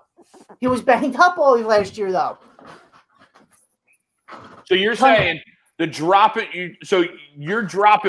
You're ranking the wide receivers when Lamar throws the ball. When Lamar throws the ball, still he's got to have wide receivers that can catch the ball. I'm gonna go to bathroom and listen. Hold on. So Willie Snead. I'm just gonna let Greg. Willie Snead and Marquise Brown are pushes the Ravens to a top 5 over the Cardinals for offense. Bro, you're looking at one position. I'm not saying the Arizona Cardinals aren't necessarily a top 5. Yeah, go to the bathroom, take your lead. I will. Go ahead. Bye-bye. Good time. Bye-bye. I don't need turn the camera off. I don't need to be here for go easy. to the bathroom. It doesn't need to be here for freaking soft tosses. All right? Yeah. See ya. Guys. Greg, it looks like you can't take the heat. Bye-bye. I love heat. There he is. There he is. Greg, I'll go one better than you, okay? I'll make it easier. Go right ahead, have to go to the running backs. We don't even have to go to the running backs. You said to me last week. See, you're a walking contradiction. That's fine. And I told you. I told you I was coming for you. Did I not? That's fine. Bring it, baby. I'm here. I didn't even know we were doing this tonight. You told me literally a week ago to the date. Correct. On the show, you still said you were a hater of Kyler Murray, and you wouldn't admit you were wrong. But you're a hater of Kyler Murray, and you have him in the top 4? Yes. I'm not even a huge fan of Kyler Murray either, and they're out of my top 5. Is something else, man. Who's throwing him the football? Kyler Murray is. But you hate him, right? So apparently it's not going to matter who his receivers are if his quarterback sucks. That offense is better. It might be better than the Ravens. Okay, let's go one by one. Let's go by one by one. Who's the better quarterback, Kyler or Lamar? At this point, Oh, Jesus Christ. I would have to say Lamar. Okay, at this point. So that's one for the Ravens. The fact that he had to even question it. It's a disgrace, and I love Kyler. The fact that he even had to put it in perspective. I can't with you. I can't with you right now. So here's one little tally for the Ravens. For the okay? Ravens, yes. How about running backs? Are you taking Mark Ingram and Dobbins and Justice Hill and who else do they have? Gus Edwards? Gus Edwards. Or Kenyon Drake and Chase Edmonds? Who are you taking? Kenyon Drake and Chase Edmonds. What are you thinking about, dude? I'm just thinking. They got arguably the best running back in the draft. Because Kenyon Drake was good when he showed up there. Ralph. He was He's good. running back. Ralph. He's good. Ralph. Ah, man. Ralph. I would have to go. So you just said it's Ravens. Come on. It's Ravens. Nah. Let's go Ravens. Cardinals with this. Cardinals. Let's tie it up 1-1. Cardinals with this, okay? Yeah. Cardinals with Let's this. pretend and let's say the Cardinals running backs are better. Let's pretend. Like I can't even pretend because it's not real life. Okay, well, this is where it gets real easy. Tight Yeah. ends. Mark Andrews, who's that's the Ravens. The Ravens, yeah. But so- Lamar Jackson doesn't have anybody to throw the ball to. I went receiving core though. Receiving core. That's He not doesn't what He's a tight end. and it's tight ends. It's two separate. He We went- can't. he We're went not to- going to. We're not going to. You can't combine them. You can't combine them. I agree. But their lack of wide receiver isn't made up by one of the best tight ends in football. Mark Andrews, the best tight end in football, is one of the One best of. tight ends in football. One of. That's crazy talk. That's crazy, dude. He's a top three tight end in football. That's crazy, dude. Mark Andrews. That's crazy, dude. I don't care. I don't care. He's not the best tight end in football. No, we're not He's saying not he one is of them. one of He's not them. one of them. He's one of Top five? Is he top five? He's Name me not in the top four guys that are three. better than him. Four guys that are better than him now, right now. Zach Ertz, Travis Kelce, and Gronk. That's three. Easy. Great. Easy. That's three. So he's not top three. He's not top three to me. I said He's five. not top three. Five. I'm not doing top three. I'm top five. I'm doing top three. Why? Because you know that he's a top five? Yeah, maybe. But Here. I'm only doing top I'll three. just do a speed round again. This is not even my exercise. This is your exercise. Darren Waller, for example. I wouldn't even have put Gronk in there. I would have went Waller, Kittle, Kelsey, and Oh, yeah, I forgot about Kittle. How could I forget about him? and then I would go Andrews. Yeah. Like, But anyway, continue. So he's still not top five. Why not? I just had he was my number Okay. 5 wide receiver, tight end. Okay, would you say he's a top 10? Would you say he's a top Oh, 10? yeah. Okay. No disrespect there. Who's the Cardinals tight end, Ralph? Name him. God. Oh my God, he's right. Oh my God! I've I never don't heard even, of I don't that even player. know who the Cardinals tight end is. To be Yeah, honest. neither do I. You know why? It used to Because be, it's nothing close to the It Ravens. used to be what's his name? Stefan, whatever his Jenkins guy. Austin Safarian Yeah, Jenkins. used to be him. I want to say it's Seals Jones, but I might be. It's not. Ricky I- Seals Jones. No, I might be It's a just year guy. off. It's just a guy. It's What? like a third rounder. Max Right here. with 2 X's, William. Max Yeah. Williams, get out of Minnesota. Minnesota. So is he better than Mark Andrews? No. Okay, so now we're 3-1. Okay. No. Why Hey, not? 2-1, ain't it? Oh, I'm sorry, 2-1 because we're pretending Should- about the running backs. It should be 3-0. Let's be No, real. it should- Yeah. no, it shouldn't. Mhm. Okay, so 2-1. We'll play the game. We'll play this game. Mhm. Wide receivers. Okay, Cardinals. Cardinals, easy. 2-2. Not even a question. Offensive line. Oh, see, that's where I think the Cardinals messed up in this draft, but we're not talking draft. Ah, man. But we're talking team. So who has the I better? would give it. offensive I would line? have given it to the Ravens. I would Okay, give it to the 3-2. Ravens win. How are they not better? The receiving core. Sorry. I'm just being honest. You guys want me to be honest? I'm being honest. The Ravens receiving core is not that good. Did the math? 3 I is don't more care than what the one. math says. Ralph. I don't care. Ralph. The math. It's 3 versus 2, but it's really 4 versus 1. How can you say, 3-2, but the What's that, Frank? Oh, Jesus Christ. I don't know what that is. And then my last one was the Cleveland Browns at 5. It doesn't even matter at this point. It doesn't matter. I might. The fact that you Ralph, have the Browns made in there, an oopsie. I'm retracting. I'm going to put the Falcons in the top 5 and removing the Browns. I'm God, done. Jesus. I'm out. Like, come on, man. All right, Come on. let's see. How's Mark Andrews blocking? I know his receiving skills are pretty good. I'll ask you this, Ralph. How is Max Williams blocking?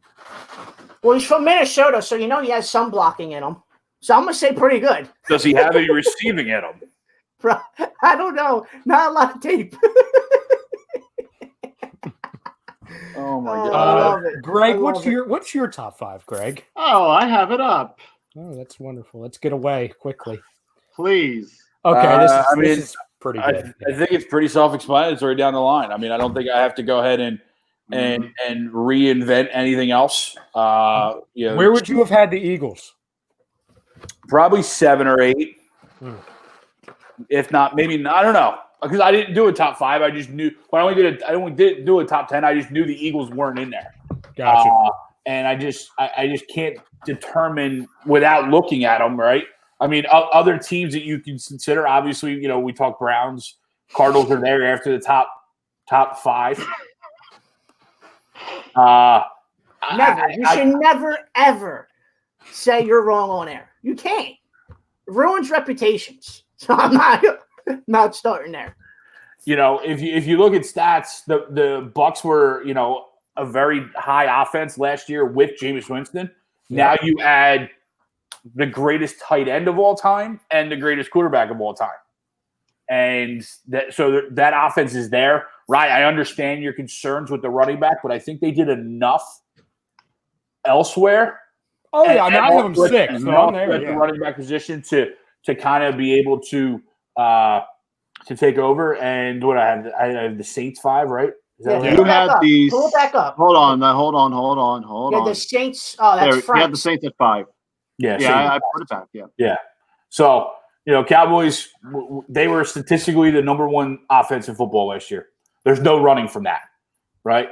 It is what it is. That team is essentially back with the minus of Travis Frederick, which is a big loss. But as we discussed a couple weeks ago, not only did they draft another center, but they also have, I think it's Joe Looney. Is that correct?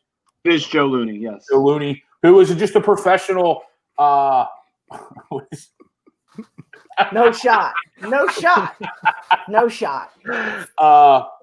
Professional. I never taken a loss. Much. And then obviously you add CeeDee Lamb. That's pretty good. Pretty good for the Ravens, or I'm sorry, for the Cowboys. So self-explanatory. I think the Saints would even be a top 5 offense, even with Jameis Winston. Not that they're going to win games, but they would be a top 5 offense. Talent-wise, yeah. Talent-wise, right? You know what I mean? I don't know where I would put the Patriots. Probably not very high. Bottom 10. Sorry, Eileen. Yeah, there's a bottom bottom 10. Outside of the TV, Sony Michel, I don't know what else they have. And it all starts with the quarterback position. Or do you trust Brian Hoyer, or is Jared Stidham going to be the guy? Brian Hoyer, baby. Chris Sims. Go green. Who is apparently better than Tua. Yeah, according to Chris Sims, he has more talent than Tua Tagovailoa. Okay. Who said that? No. Chris Sims. Jesus. Oh, jeez. Christ. Another offense I like is, I liked what the Buffalo Bills did, on the offensive side. I don't know if they'd necessarily be top 10, but I like what they did. Bringing in Stephon Diggs. They drafted another running back to go with Devin Singletary. Moss, right? Zach Moss? Not sure. I have to go back and look at that. I'll check. I think it was Moss. Yeah, but I know they drafted somebody and at a fairly high pick, not like first round, but I like what the Bills did. Like I said, I'm not going to sit there and say they're a top 10, but I like what they did. They're building in that direction. Zach Moss. Zach Moss. Okay. Yeah. So, I like what they did there. And then we went over all the other ones. The Colts are obviously there in the top 10. So, I probably had the Eagles probably 7-8. I think I was probably right about there, 7-8, Okay. where I would put the Eagles. Frank, you ready? Yeah, I mean, my top 5, it's the same, almost identical as Tom's, just switching around the Saints and the Bucs. But, I mean, what's there to say? I mean, with the Chiefs, I mean, probably the best offense in the league. You add a little extra to the running court by adding Clyde Edwards-Helaire. Going with the Ravens, high-scoring offense, adding some more to the not only to the depth of the running back by drafting J.K. Dobbins. But they can't catch, so it doesn't matter. They stink. Right. Right. But, I mean, you also add more to true, though. Come on, man. You also add more to the O-line. You get Ben Bredesen and Tyre Phillips. Just add more to that O-line. Devin Duvernay, another piece to a wide receiving core that, I mean. Apparently it stinks. Apparently it stinks. It's not better than the Cardinals. It's not. They're not throwing themselves the football. Right. It's not better than the Cardinals. It's not better than the Cardinals. All right, 3. I got the Bucks. I mean, that's right. Yeah, Jameis, despite the 30 interceptions, he threw for 5,100 yards. Had he threw less interceptions, we could have a completely different story. But you had Tom Brady, one of the greatest quarterbacks of all time. He's got so many weapons around him. You got Mevins, you got Chris Godwin, you get a very deep tight end core.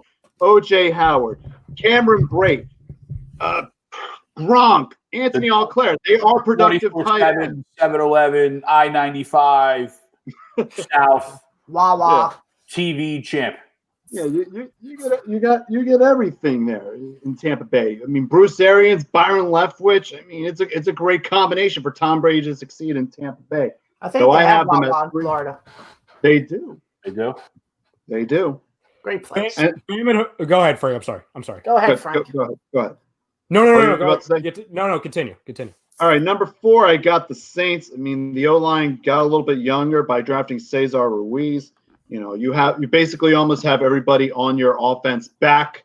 And of course you get Jameis, you get him as a backup, as a QB2. L7 Whatever. This thing doesn't work. There you go. Oh well. Well, you know, you have Jameis as your QB2. Taysom Hill's still going to be the crazy gadget guy as usual. The reason why I have them slightly below Tampa, you know, the Drew Brees situation. I know nobody wants to talk about it. If it's going to cause a rift in the locker room, that could cause some problems. But, you know, they're still a really good offense. And number 5, I got the Cowboys. I had a hard time putting them at 5 in the top 5 in the first place. But you have to, though, man. But you have to. I mean, you have one of the better O-lines in the league. It's just like the Ravens. If they're not in your top 5, then your top 5 just doesn't even have to. You have to. And that's no bias. That's no bias. You know what I mean? We all had the Cowboys in there, right? Yeah. Yes, we did. Yeah. Top 5. I mean, suck on that, haters. I mean, the Cowboys, they have the best O-line, one of the best running backs in the league. I mean, Tony Pollard, he's a solid backup. You know, a solid hire in Mike McCartney. And he manages to keep Kellen Moore on the staff, which I mentioned a couple of weeks ago, really helps out Dak in the offense. Would you go Chase Edmonds and Kenyon Drake over Ezekiel Elliott and Tony Pollard? I'll tell you what, Ralph would. What was the question? He doesn't even paying attention. Drake and Edmonds, Elliott and Pollard. Ooh, that's a good one. It's tough. Not a good one at all. No, give me Zeke and Pollard. Oh my God. Fam at home. How much did you think about that, though? Like, how much did you truly think about that? He wrote it on a piece of. Come on. Well, my top 5. Go to bed. No. What'd you say? I can't hear you. Speak up. I said go to bed. I wish, but it's not 7 a.m. yet.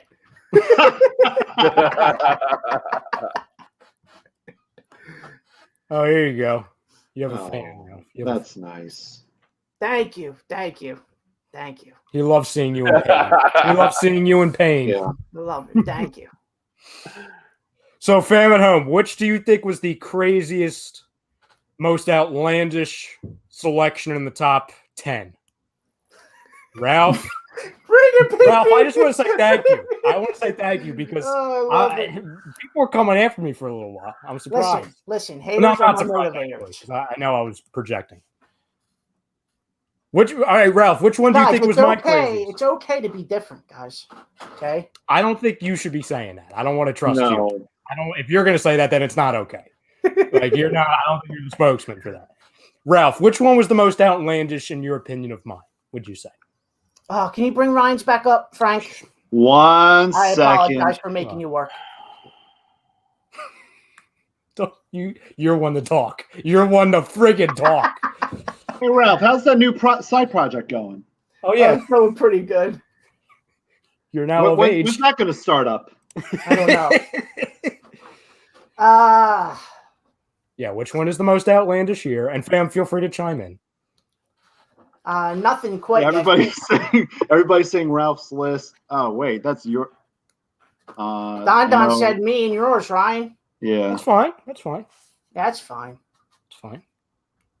Can we go to his top 10? His other one? Yeah, I'll go to six. Yeah, I'll that's go where to the crazy 6. stuff starts happening. The Yeah. top 5 is pretty simple.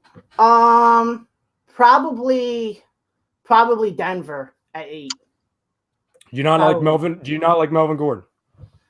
No, I do, but I just don't. I don't know. I just think they're still a little outside of top 10. Denver, until they prove it, shouldn't be a top 10. They got to prove it. You know, yeah, tons of talent on the Yeah, outside, young talent. you just got to prove it now. You know, I can say whatever I want about Drew Lock because the sample size isn't big. The sample size isn't big enough. You know, I can say Sorry.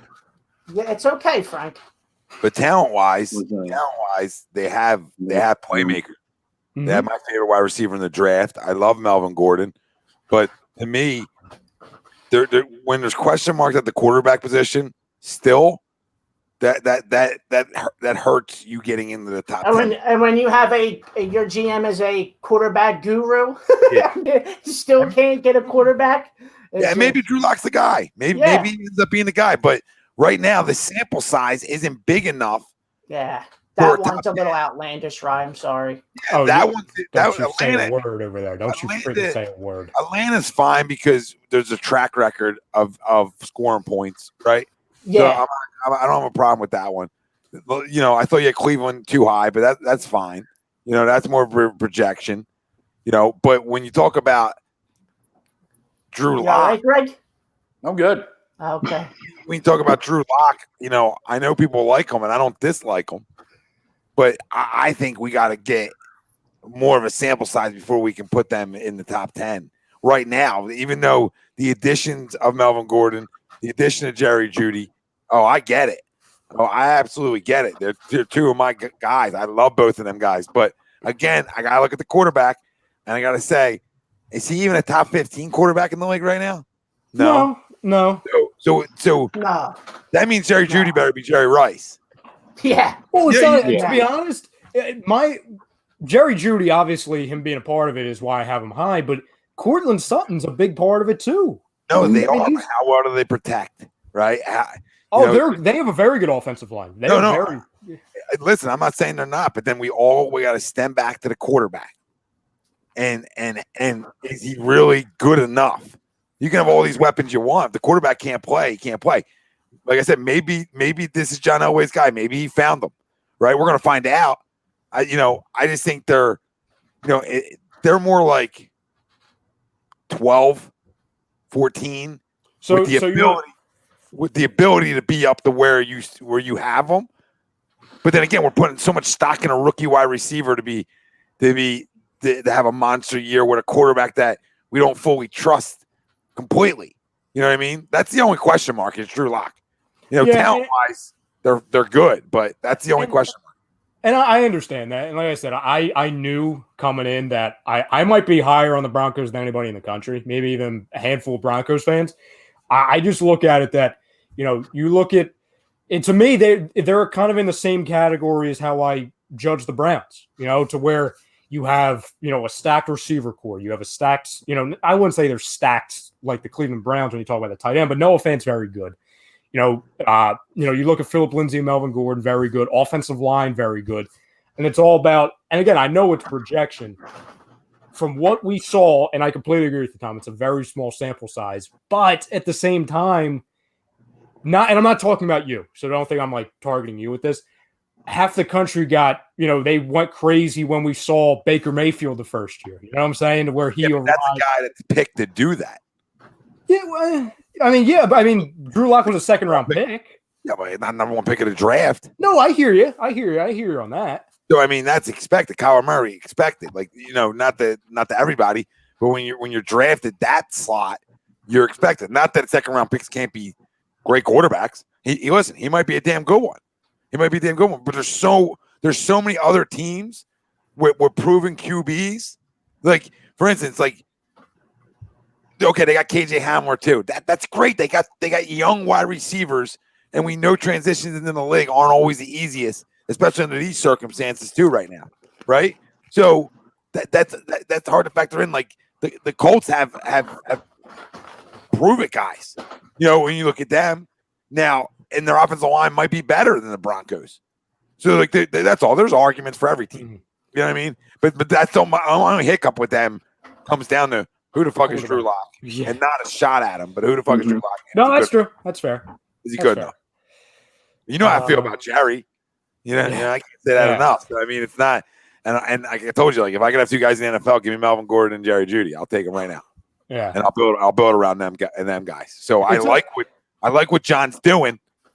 Give John some credit because he's gotten zero, rightfully so. I like the direction he's going. He's saying, Drew, if you're my guy, I'm going to give you all the weapons to prove you're my guy. Yeah. The sample size, John Elway, not good when he thinks somebody's his guy outside of Peyton. True, and he kind of just took him on friggin' mortgage from the Colts. He's like, I'll borrow you for 3-4 years. Let's see. Brian's still mad at you, Tom. He says, I'm still mad at no notes because he said Baker needs to get the ball out faster, insinuating that I'm comparing and saying he's better than Brady, even though his accuracy is. No, you said you brought up. You did bring up. Yeah. I didn't bring up Tom. I said that you can't compare him to Tom. It's not fair. It's not fair. And you think his accuracy is better than Brady? Shit. I like you because Baker's my guy, but I ain't there. It's high praise. I ain't there. Listen, I can't go agenda. Talent-wise, they're top 10. They're 10 because they have to prove it. They have to prove it. There's other teams that are better. Green Bay, I trust more because they got Rodgers. That's what it all comes down to. Dak had a great year last year. That's why the Cowboys were where they were. Mm-hmm. He threw the ball great last year. That's why they were where they were. My other question for you guys and the fam: where do you guys have the Giants ranked out of 32? Offense, yeah. Offense. I don't even think they're even top 15, man. No, they're top 15. Yeah. If Saquon's on the football field, they're top 15. I don't solid wide receivers. Solid. Are those wide receivers better than the Ravens, Ralph? Well, Golden Tate is. No. Yeah, but Burns Shepard can't even stay healthy, dude. Slayton's pretty good. Yeah, they're. I go 15 to 20. Yeah, I might have him at 15. Yeah, I'm saying, right? I have him at 14. That's where I am. It's not outlandish to even have him, top 15. But I think if I really dug into it, I go 15 to 20. Their wide receivers are solid. Frank, I think you said that's a good word, but so nothing excites me there. And I like Evan Ingram, but he's never healthy. So, I don't know if I could put him much higher than 15. They did some work on offensive line. They did some work there. Mm-hmm. Yep. And I think we like Daniel Jones, correct? He's all right. He's a mess. Much as I can like an inter-division quarterback. All right, here's the test. Who would you rather have, Drew Lock or Daniel Jones? Daniel Jones. They both come from schools I don't want to trust the quarterback from, Duke or Missouri. The mobility. I'm gonna go Drew Lock. He's got swagger, man. That's fine, but Jones has a mobility factor, and it translates so much in this league. Yeah, give me Danny Dimes on this one. As much as I don't want to pick the rival quarterback. I don't want to agree with Ralph, but I'm going to go with the rapping quarterback on the bench. Thank you, Drew Lock. You guys are idiots. That's fine. I have to. Totally I mean, fine. I have to say Drew Lock because I was going to say, Ryan. Drew Lock. What am I saying? Yeah, you have to Yeah, go. I Drew have Lock. to. You I have to say to. Drew Lock. You have to. That's why I did, Ralph. 3-2. Remember, 3-2. Yep. Okay. Yep. Don says, are the Lions a top 15? Yes. I think they've gotten there because of their offensive line. They Yeah. still have Marvin Jones. Yeah. Right? Or is he gone? They're number 12 on my list. Is Marvin Jones gone from there, or is he still there? No, It's he's still Galladay there. and Jones. Galladay and Jones. Galladay and You know Jones. why they're number 12 on my list? Galladay, Jones, Amendola. It's Swift. They're right behind. They're right behind the Cardinals. Right? They got a running game from Matthew Stafford. Kerryon Johnson can flat out ball. Swift, I love him. I love him. Probably would have drafted him over Rager if I was playing like Madden. You know what I mean? Probably would have said, screw it. Let's just smoke you out of the backfield. But that's just me. That's how this kid rolls. We'll see. But at the end of the day, you have Matthew Stafford. Okay? You have the wide receiver core. Do I love their offensive line? No. I don't love it. But it's good enough. That's why they're 12. But as long as you have Matthew Stafford, you're in the top 15. What just happened down there? And you're in the top 15. No questions asked. You guys disagree with that? No. No, I think they're No. I think they're borderline. I mean, they could be a top 10. I mean, to me, they're better than the Broncos offensively. If I got Matthew Stafford slings, Matthew Stafford, if he has a running game, it's one of them moves where like, uh-oh. Like, that's the situation. He's never had one. Last year's the first time he's had a running game consistently in Kerryon Johnson before he got hurt. He's never had one. Now he's got two. And he's always thrown the ball well to whoever is his wide receiver. You know what I mean? Because Matthew Stafford is one of them underrated quarterbacks that gets no credit, just gets shit on because they don't win, right? You know what I mean? And get shit on when there's really had nothing. He's had nothing. You want to talk about a quarterback that never had a running game? Theo Reddick was their definition of running games. LeGarrette Blount. They had LeGarrette Blount last year. Yeah, when he was done. Done. Like, they never gave it to him. So now they finally did. And it's two guys that are different, but explosive as shit. Bro, they had. Oh my God, man! Who did they have last? They had Bo, the dude, the back from Alabama. Scarborough. Yeah, they had him Scarborough? last year. They had him last year. The last 5 games of the year. Well, that's good. Yeah, when Kerryon went down, they had nobody. They had nobody to back him up. Don's right too. They do have my boy. They do it. Yeah, they do.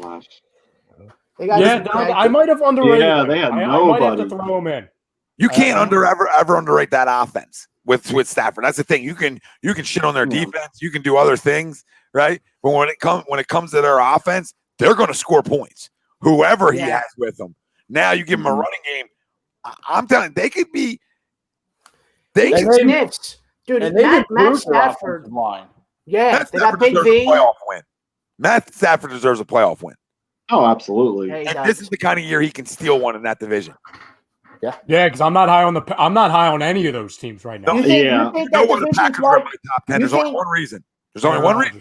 That's it. And Devontae. And Devontae. Detroit's better, but I just can't do it. Detroit's better. Arizona's probably better. Do you think with the whole Dalvin thing now coming out, you think that division's wide open now? I think it's been. It was open. Yeah, it was open as soon as Stephon Diggs left. To be honest. Yep. Agreed. You can't. Adam Thielen's good, but like how good is Thielen without Diggs, and vice versa? I think Diggs went to a better situation. I think Diggs is going to really benefit from extension of plays, right? From More Josh so than Allen, yeah. you'd ever do in Minnesota. This is why I love guys who can move and throw the deep ball and have guys that can go get it. Diggs is one of them guys. You know, I agreed with Greg earlier when I was listening in when I jumped off for a second, where how he likes the Bills, and I do too, more than a lot of people do. I seen Josh Allen in a big playoff game play really well against a damn good Patriots defense. It really changed my mind on what I thought about him. All right, so it just changed my mind a little bit. Do I think he's great? No, I think he's good though, and he's big and he's physical and he can move.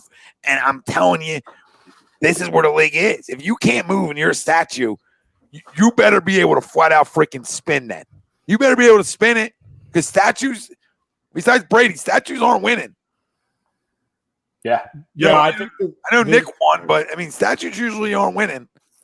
Ralphie, to your question on when the division became wide open, it was two things. As soon as Stephon Diggs got traded, And as soon as the Packers said, we're not going to worry about this year. We're going to worry about 5 years from now and trade up for a quarterback.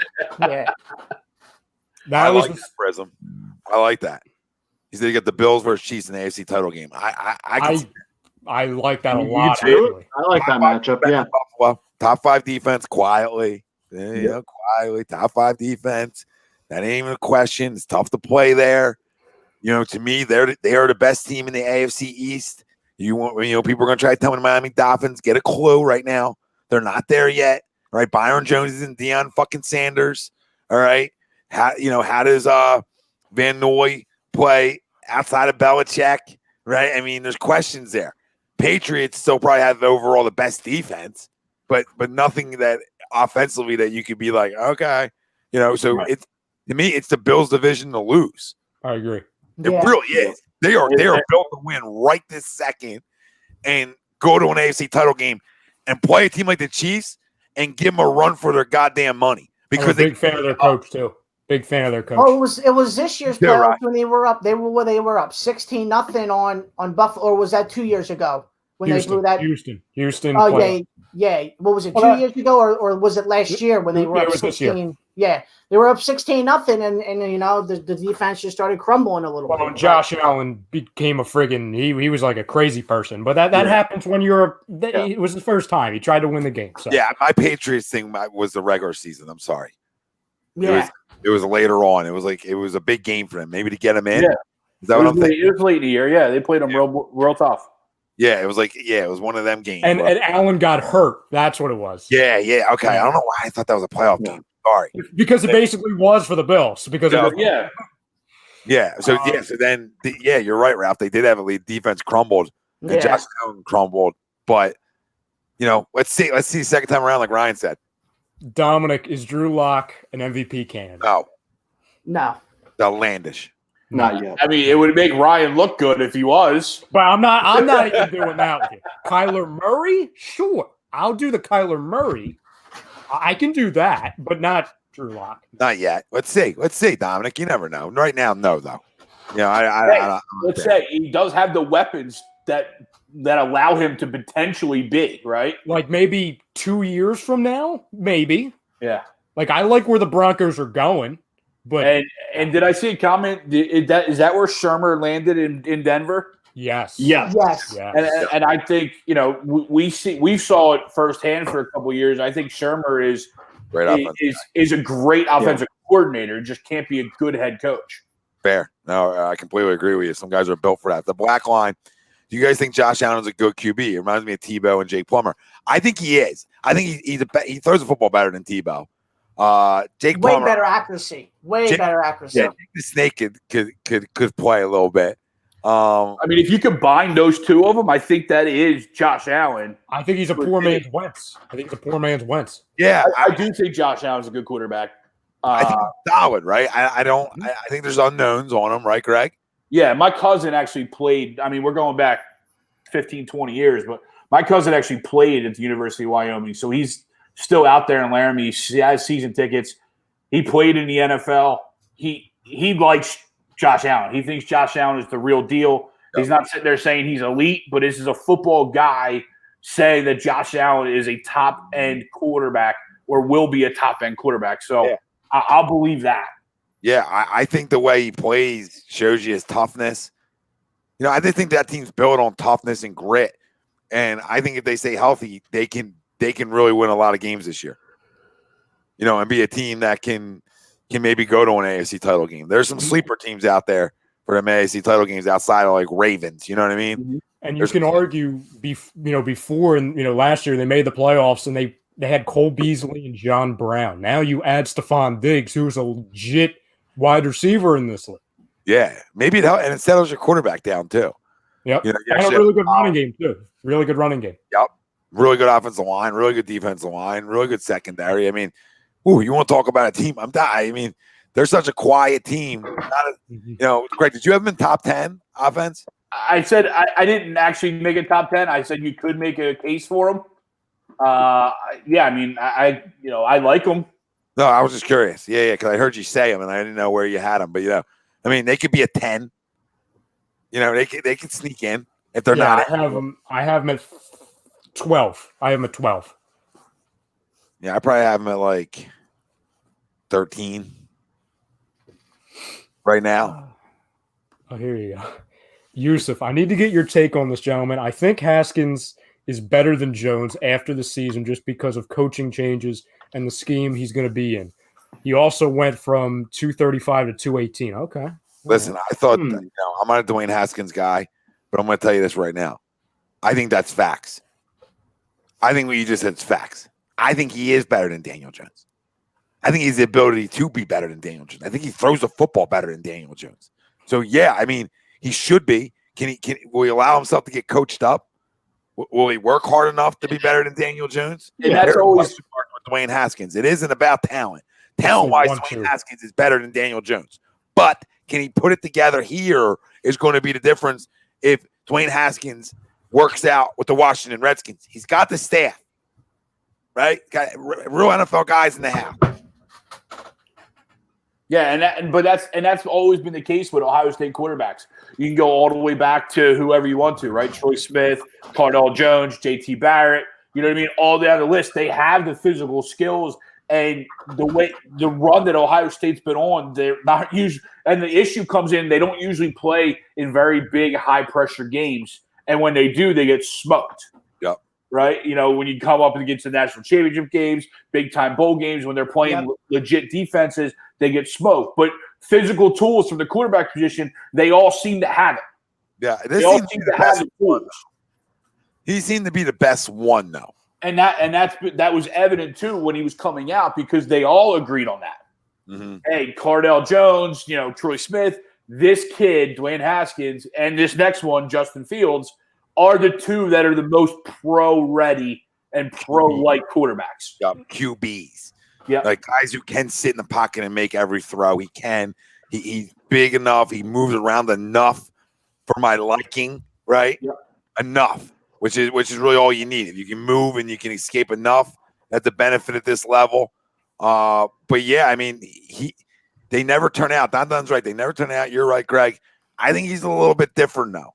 What I saw at the end of last year, I saw a guy, to me, who looked like he was getting better, right? I mean, as much as I want to hate on him, I felt like I was watching the guy getting a little bit better, though. He figured it out. He figured it out. What have we always said with high drafted quarterbacks? If you got to play them, you got to see what you get out of them. And yeah, some of them that might ruin them, but obviously then that means you missed on the pick. Yeah. And I know people were like, oh, I don't know if Haskins is Ron Rivera's guy. Like, he's going to be Ron Rivera's guy. And Ron Rivera watched enough of them to know that this kid got better. And so Ron Rivera won a lot of games with Cam Newton, who I'm not saying Haskins is Cam Newton, and I'm not saying Cam Newton isn't doing Haskins, but they're very similar, and they both are very athletic, and they both can throw the ball. Yeah, but I think he's more accurate too. Yeah, I think he is. I think he's a better thrower of the football. Absolutely, yeah, he doesn't throw the ball. You hate him. I mean, you hate him, right? I mean, that's going back. I got a piece of paper in the studio. It says Dwayne Haskins stinks. I remember that night. I'll never forget it. Because I got some inside scoop from you, which was cool, and we learned a little bit about maybe a little Michael Vick-ish with the playbook. And Yusuf, I'll just tell you, prevail sometimes. Sorry, talent will just prevail sometimes. So that was all my point.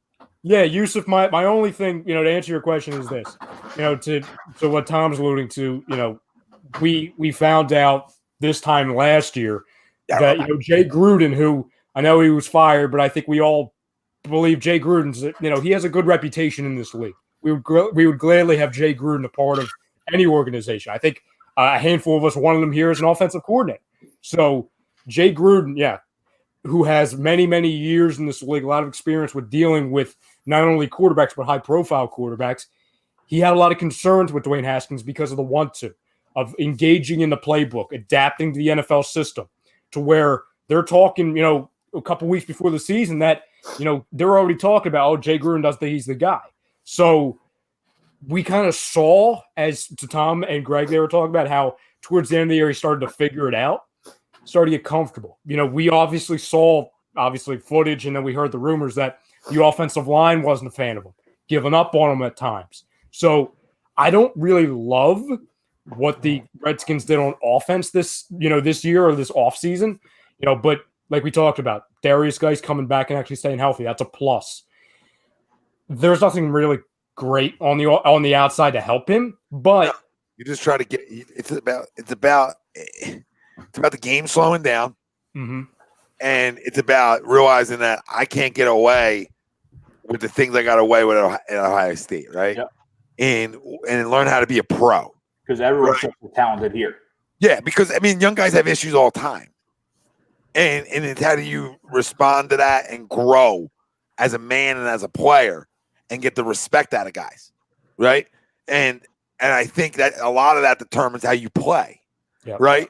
So when you watch a guy play good at the end of the year, you know, to me, anything said at the end of the year is irrelevant to me because the guy played better. So I think guys were probably like, okay, you know, it's all about your play and your performance, right? Yeah. Obviously, a lot of guys aren't going to like you when you're not playing well, or if you're the backup and you're talking like, I should be the starter, right? You know what I mean? So, you know, guys are going to be like, shut the fuck up, rookie. You know what I mean? Shut up.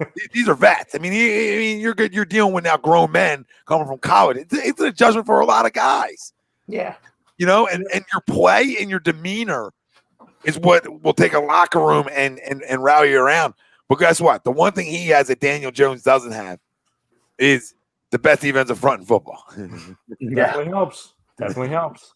It's just, that team's so built to freaking sneak up on us. I'm just telling people. Cathedral, relax over there, Cathedral. What's he saying? I don't want to find Brodo voice. Turn the volume up. All right.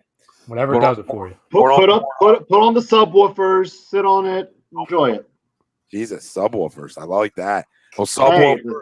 it's a Howard Stern private part reference. Yeah, Great movie, by the way. Oh, it's a great movie, Frank. And then you have Ryan's voice, and Happy to help. Happy to help. you put on Pornhub, and you have Pornhub in the background, and you're in great shape. Wow, where did this go? That's when Cathedral comes in. That's what I'm here happens. for the people, Greg. You know, question gets asked. I figure out the best way, a solution to it. Another question I want to ask you guys, which ties into the kind of the second topic tonight. Our boy Keneal or Kenny dropped in the group last night. He said it was a post coming out by CBS Sports, and it says 3 moves the Eagles can still make to be Super Bowl contenders in 2020. And he asks us, ranking them as far as preference on what the Eagles make number 1, 2, or 3. If you can only make one move happen or an order of importance, what would you rank it? And the 3 options are add a veteran pass rusher, re-sign Jason Peters, Ralph, or add a veteran running back. How would you rank it? 1, 2, 3. And running back number 1, pass rusher number 2, Peters. Wow, what a number shock. 3. Mm-hmm. That's what I would do. We're just going to put this right here and come back. What's this? Oh, what is this here? Oh, look, it's an L for Ralph. Another. Oh man, you can't see it on the screen. Yeah, you can't say it. It's a thought that counts. Yeah, we know. We got it. Give it to him. It's an L. To me, I'm all about the pass rush game, man. I won't get after people. So that's always going to be number 1 in my heart. The more, I can get an Everson Griffin in the house, I'm excited. I get jazzy. So I'll say DN first. I'll say, I already said this earlier. So, I mean, Devontae Freeman, not just like a veteran running back, Devontae Freeman, then Jason Peters. If it's not Devontae Freeman, then the opposite. Wow, Peters is 3rd. Wow, it's important. Not a good look for Tommy. Not a good look for Tommy. What is the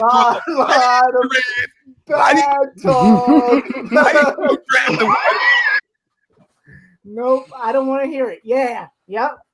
Listen, what did I say wrong? I said Devontae Freeman over Peters. Oh, so Peters comes in last, huh? I already said this earlier. This is already on tape. I said Devontae Freeman over Peters right now. You just hate to see it sometimes. Hate to see what? That I said we didn't need him? When did I say this? Oh. When did I say that we didn't need him? I just said that's 3rd because I'm a pass rush junkie. What didn't you understand about that? I didn't use, well, first off, on my pass rush, I used the top 15 pick on Derek Barnett, but I didn't use a first-round pick on a left tackle for him not to play. I never said in any part of my arguments that Andre Dillard shouldn't play. I just said, I'll take Jason Peters back for competition. Go win the job, honey. That's all I've ever said. I haven't sat here and said Andre Dillard can't play. I haven't shit on Andre Dillard. I said he cries, and that makes me nervous. All right? That was my only issue was the team. For a guy that loves Jason Peters and having him last, it's a bad look for you, Tommy. It's not a good one. It's a bad look out. Who would you rather have? It's a bad look for you. I'll ask the freaking panel here. Everson Griffin or Jason Peters back? I'm taking Everson Griffin. I'm taking Everson Griffin. There you go. There you Greg? go, Rye. Yeah, I'm going Griffin. Frank? I'm bringing Jason Peters back. Oh my God. Goes with my rankings. Running back, Peters, pass rush. I'm going with Mr. Davenport. I have pass rush. I have Peters. The only reason why I have running back 3, because it doesn't, to your point, Tom, it doesn't say Devontae Freeman. It says, so like, for example, if it's Amir Abdullah, no. Like it says, if it's Shady McCoy, no. So that's why, to me, I know what I'm getting from Peters. You have way better options available pass rush-wise. Griffin, Yannick, Clowney, for example. So that's why I have running back 3rd. Yeah, to me, I just threw the asterisk in there. Said Devontae Freeman just switched it up. But to that other point, it's the other way around. You know, there's no other back that's on the market that I'm taking over Jason Peters coming back. Yeah. And again, Ralphie thinks I'm taking L's because I'm a pass rush specialist. John. Another L for Tommy Arnone. You know, you just hate to see people crumble in big moments. How's it? You know, it was right on the tee for you to say Jason Peters number 1, and you're just like the MLB. Swing and a miss yet again for Tommy Arnone. There's no swing and a miss here. Okay, there is a freaking left tackle here that's supposed to fucking play. It doesn't mean I'm completely sold. It doesn't mean in any part of my conversation I don't want Jason Peters back.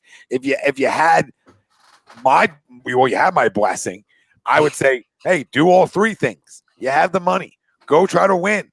But for this year only. What? I said for this year only we have the money. We'll give a bunch of 1-year deals out. Absolutely. 26 million. It's just chilling there. It's just sitting there. 26 million. I'm with you. What's it, like 20 something, right? 26, I believe. Yeah, something like that. Yeah. All right, get Devontae Freeman 10 million for 1 year. Give Peters 7. Give Peters 7, and then give Everson Griffin the rest. 1 year, guys will sign in a heartbeat. Bring in Ziggy Ansah just because he likes Jim Schwartz. Bring him. I'll bring in Ziggy too. Okay. And Logan Ryan. We'll give Logan Ryan a $2 million. Yeah. We'll start tossing it around. Maybe we'll go over. No. All right, so we'll give Ralphie we'll give Ralphie a couple mil to go play left tackle with his buddy Andre. Oh, I love it. I'll take that. All right, will baseball return in 2020? No. Absolutely not. No shot. I'm at the point where I will be shocked. Well, the owners don't want to. They just turned down. They just turned down another deal for 76 games. How many games you want them to play? 30 now. Now they're asking for 89 games. It's crazy. No, it's not coming back, man. We talked about this earlier too, to where we were on the phone right after Manfred said, "Oh, it's 100% guaranteed." First off, unless clearly he knows more than we do, but that's ballsy. That's ballsy because the microscope's already on you, Manfred. I don't want any 20 game seasons because every day we waste on the players balking or the owners balking and setting a new plan that's going to get turned down in 5 seconds, the less games that are on the table. What it went from last week was 114 games was the one proposal that got shot down right quick. Then this week it was 76 games and got shot down in a matter of 30 minutes. So how many, like Ryan said, they're not even close. The more weeks you waste, the less games you're going to get. So at this point, it's already June? It's already June 10th. I mean, how much longer can you go without getting baseball? I just don't think it's coming back at all, boys. I don't think so. Do you think if baseball doesn't come back at all, do you think they can survive this for years for next year and future? They'll survive it, but people will always watch it. I mean, people will watch it, but to me, you had an opportunity here, and you could absolutely taken advantage of this. The MLS come back before you. Dude, Tommy, the MLS doesn't even pay their players like this, right. And they're back before you. That's crazy. As I said, when hockey made their announcement, when hockey's the first one out of the gate to make an announcement, with that schmuck as the commissioner, but when they're able to make it happen, then you messed up. I do think baseball will be back. I mean, obviously, you have Manfred saying 100%. I listened to Trevor Bauer last week. He said 95% that they're going to come back. He believes there's baseball. I think because they were already in kind of spring training mode, and most of the guys have been still working out, staying in that spring training mode, I don't think they're going to need a big windup. So I think if we can get signed here in the next week, find something to come together on. I think it's got to start with the games first, right? They have to figure out how many games can we play. Well, you went from 114 last week to 76 this week. I mean. Well, right, but then that's up to 89. But then that's going to depend on your money, then, right? Because, like I said on Sunday, what we thought was an easy spot for baseball because they weren't playing yet, actually has turned out to be the hard spot, is because their owners weren't making any money yet. NHL and NBA had already made all their money for the season for the most part, so it's easy for them. So at the end of the week, they can bite that bullet. You know what I mean? Yeah, they can make it. They can make some concessions one way or the other. Like, all right, we've already made 7/8 of our money that we were going to because of our year. Yeah. Now obviously we're going to lose out a little playoff revenue, but whatever. Baseball would see what we thought was easier because it was a blank canvas. You could have had a month's head start, month and a half, whatever time period you started, on everybody, and they dropped the ball. I just hope they can pick it up and dust it off and get it back and get us baseball back. I still think we can be mid-July start. Well, guess what? The star players are hurting this for the other ones. All right, so everybody bitches about the billionaires. Well, the big-time multi-millionaire ball players are also holding this deal up for the other guys that nobody wants to talk about, right? So the big money guys are holding this deal up. They're affecting the guys who don't make as much by them not accepting the deal because they're the ones who were running the show, right? It's all about the big money guys sticking together. You see it, right? And to me, I don't know. I mean, I semi agree with Greg though. I see him coming back. I just don't know how they don't. I don't know how you straight face don't come back from this at all. I don't know how you don't figure it out. And if you don't, you're already terrible with promoting your product anyway. This hurts even more when you had an opportunity for your PR to be spectacular and really get people through not having sports, let's say 2 weeks ago. Yeah. I mean, Tom, we talked about before, like a real sport, and I don't mean real sport, but a top four sport, a major four sport, right? You know what I mean? Yeah, we have sports. We have UFC, NASCAR, golf. You know what I mean? But not everyone's united in watching those. Exactly. It's not America's pastime. Yep. Exactly. Sorry, Rob.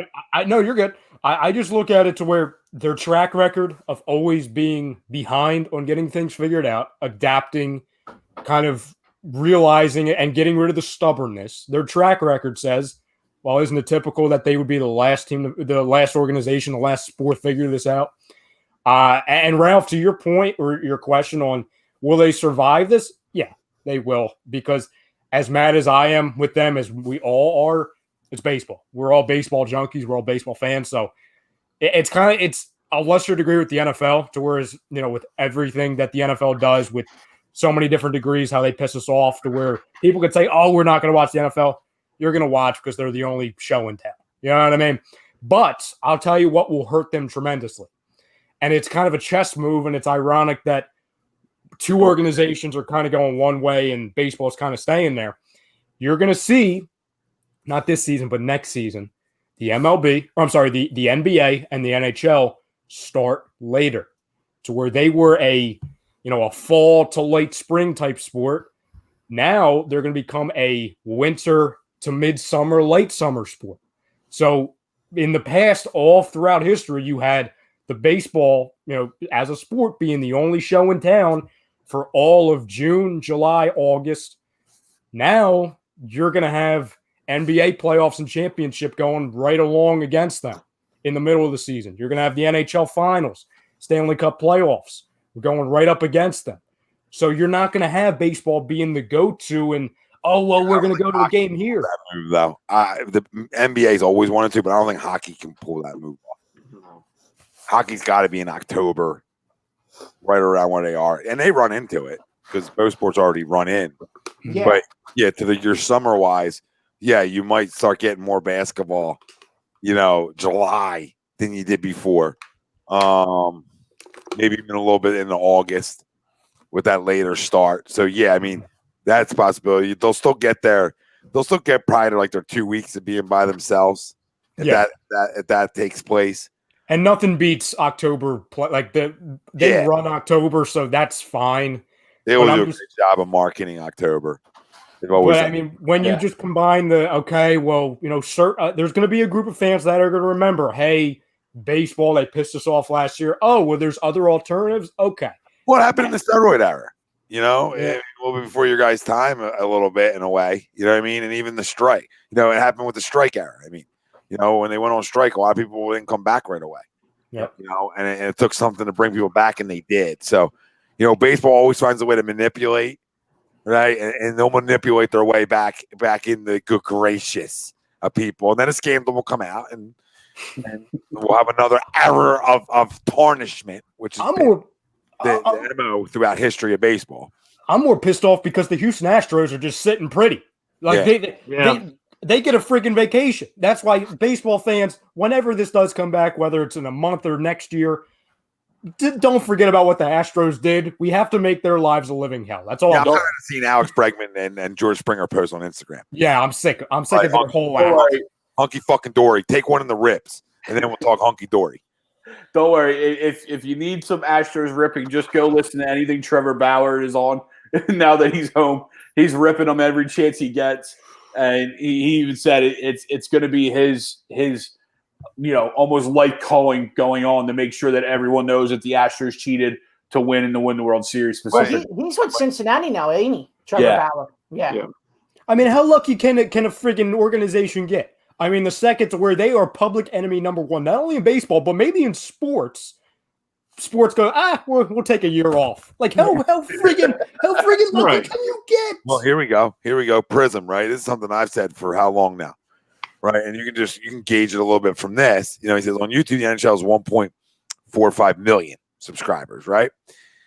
MLB, 2.4 million subscribers. The NFL, 6.3 million subscribers.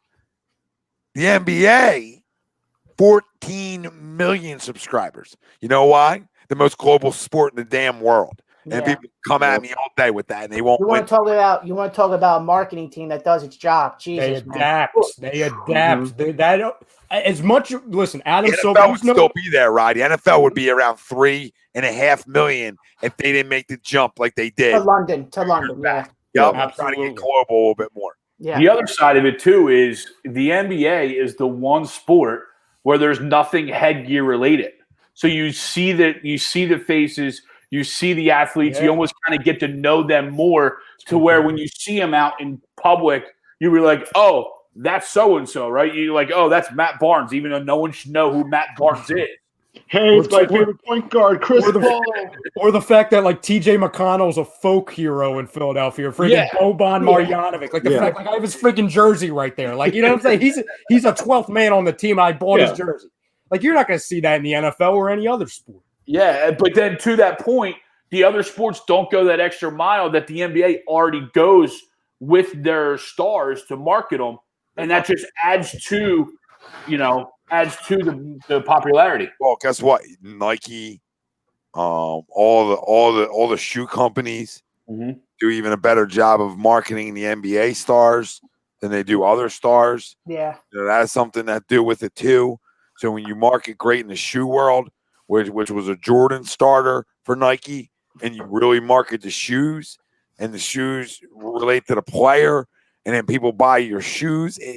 It's different. Like, a kid might tell me, "Oh, I got Trouties on." That's cool. You tell me you got some Jordans on. Oh, Yeah. Or I got LeBron's on. Right. It's just different. It's different. Like, we all grew up. Yeah. Did we buy the cleats? Yeah. We bought our players cleats, but it was never like growing up. It was never the option of like all these MLB player cleats. Mm-hmm. Yeah. Like it was, hey, what NBA shoe you want? You want Iverson? Who you want? You want Shaq's? Also, to your point, Penny Da? Like, what do you want? Steph Ballberries for 1999. Yes, Starberries. I got those. Yeah, Wilson might have 45 pairs of shoes. Well, and Tom, to your point, because you're spot on, and this isn't baseball's fault, but just the way it is with basketball. Well, I'll just start with baseball. Baseball, you're only going to see the cleats on when you're playing. Basketball. You're seeing that walking around the friggin', the street, the mall, going to restaurants. You're wearing the Jordans. They're in Foot Locker and everything. Yeah. When you're in school, like you're playing on your basketball team. There's everything. They just do a better job of marketing everything they do. And it's a credit to that. It's a credit to Adam Silver too. I know, commissioners, they're one of the most scrutinized positions in all of sports, maybe in the world. Because it's a position of power. And listen, Silver doesn't make some of the best moves, but I think we can. I don't think it's an argument. This fell into his lap, right? This is David Stern. This was David Stern, the late David Stern. True, that's true. Late great David Stern. The late great David Stern made this game global. Absolutely. The late David Stern had NBA players actually go over and compete in the Olympics to really make it global, make these guys folk heroes overseas. That's what the Dream Team initially did of the Jordan, the Magic, and the likes that were over there, and the greatness that played, that was that Dream Team that can never be no other Dream Team. They try to do it. We'll never touch that team. Never. And even take a look at the other markets too. We see an influx of more European players. We see guys like Dirk come in. We also see Luka. Now we have Luka Doncic go over to China. Yao Ming. The NBA took great advantage of China right there. No, the one thing I do credit, and Stern did, this as well, so I'm not just putting it on Silver, but the fact that he embraced, again, something that we don't see with the NFL, to where players matter. Players are the brand. To where you saw in the past, I remember with the celebrations to where, Roger Goodell was like, no, we don't want our players having personalities. No, we, you know what I'm saying? To where exactly. The NBA, they want the players to brand themselves. They want player empowerment, player movement, for example. You see the NBA offseason, you can argue the NBA, trade deadline, that's the best time. It's the best time. It's like a freaking national holiday. Yeah. What is it? July 4th? It's a national holiday. Yeah. They're not even playing for another 3 months after that, but we talk about it like it's more important than the regular season. That's why the brand of the NBA. The brand in the draft. Right, everything they do, they branded Summer League somehow, where people actually watch that. Yeah. Somebody just said, I think Don Ben Simmons, Australia market too. No, Australia. Phillies sports reports. How do you feel about the Phillies pick tonight? I mean, it is what it is when a high school kid. See you when you're 27. See you when you're 27, buddy. See you when Bryce Harper's contract's done. Hey, pray that he can be up in 2 years, and that'll show you how good he is. You know what I mean? Can he be up in 2 years? 3 tops. It was funny too, because the Phillies had a top 15 pick, and you're thinking, all right. And as they're going through the top 5, top 10, you hear guys with the proposed taxi squad potentially group being available for the MLB players or the season and whatnot. They're like, oh yeah, this guy could be a taxi squad guy. You can plug this guy into your bullpen right now, and then we go and pick a high school kid who might be. Who might be, pretty good, but you're right. We're not going to see him for 10 years. Yeah, something like that. All right. Let's get the hell out of here. Yeah. Say the dumbest thing. There's nothing going on. Everything's dumb. I accidentally bought a box of air, if that's my dumbest thing of the week. And Jameis Winston's an idiot. Yeah. For saying he's the best quarterback of all time. And Drew Brees, bad timing. Yeah. And Ralph's top 5. Yeah. Yeah. So there was things. There were things. A lot of things. Yeah, Prison, Manu, Parker, Duncan. Now Duncan was American market, but Yeah. Manu. But if you want to consider him international, he was born on the Virgin Islands, but that's still American territory, though. Set it straight, Frank. That's why we need you sometimes. Facts. Sometimes we need facts running around. Need some facts. But no, I mean Manu, Parker. I mean, this goes on. Frank said Yao, which was gigantic in China. I mean, still is gigantic in China and doesn't even play anymore. And they're still doing it. I mean, they're doing more in Africa. They're tapping into other markets. Right now, they're looking at the Philippines. I mean, one of the top players going to next year's NBA draft, Kai Soto, Philippines. Huge basketball country right there. And locally, too. They're the ones who have, like, the Kobe court, right? The NBA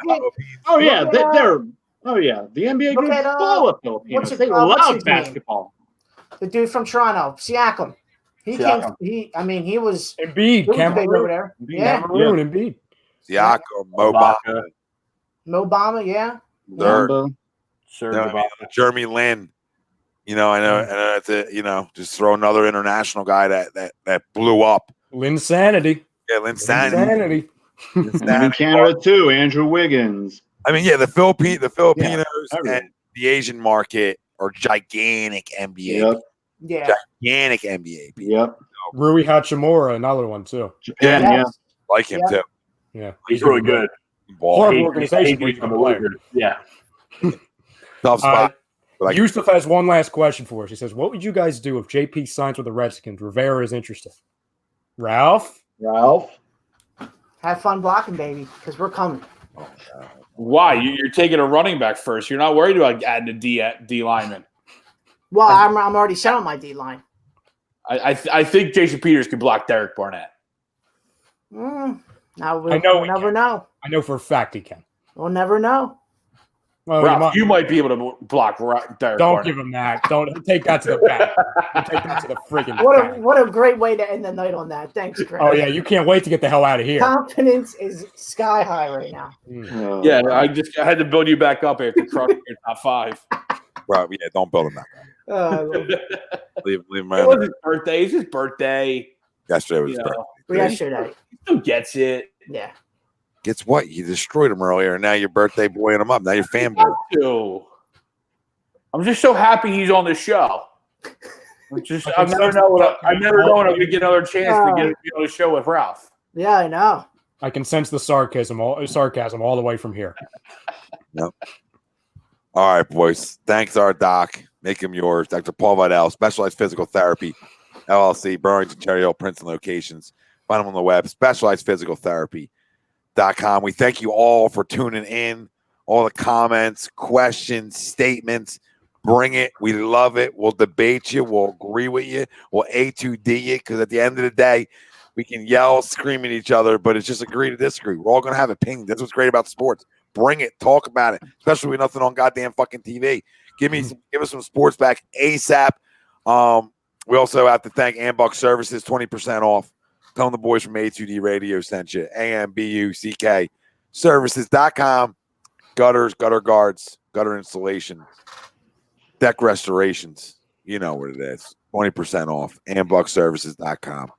For Tom Arnone, Ryan Brodo, Ralph Dellavecchio, Greg Milakovic, Frank Vespe, this is another edition of a little fixed AM and the PM crossover here on A2D Radio. And guess what? You know what?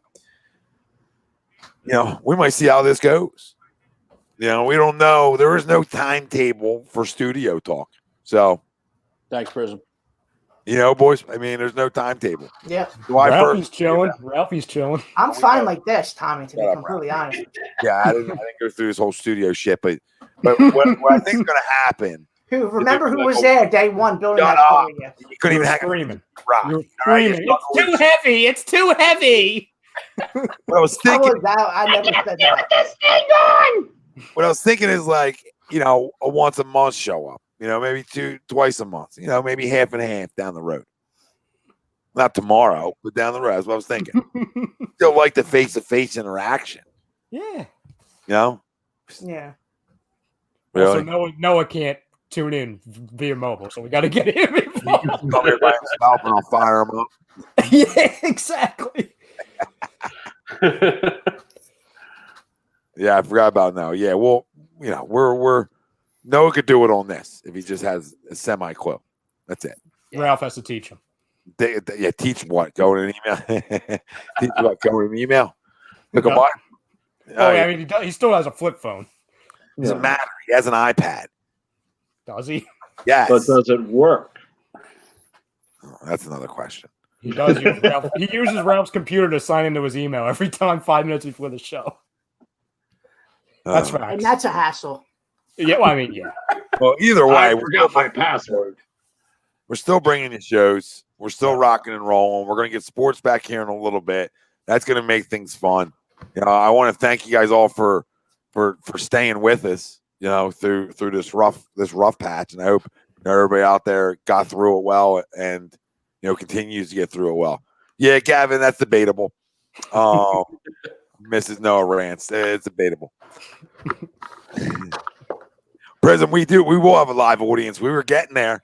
We're gonna have bleachers. We're gonna have bleachers in there, but everything blew the fuck up on us quickly, as you can see. But we adjusted, we adapted.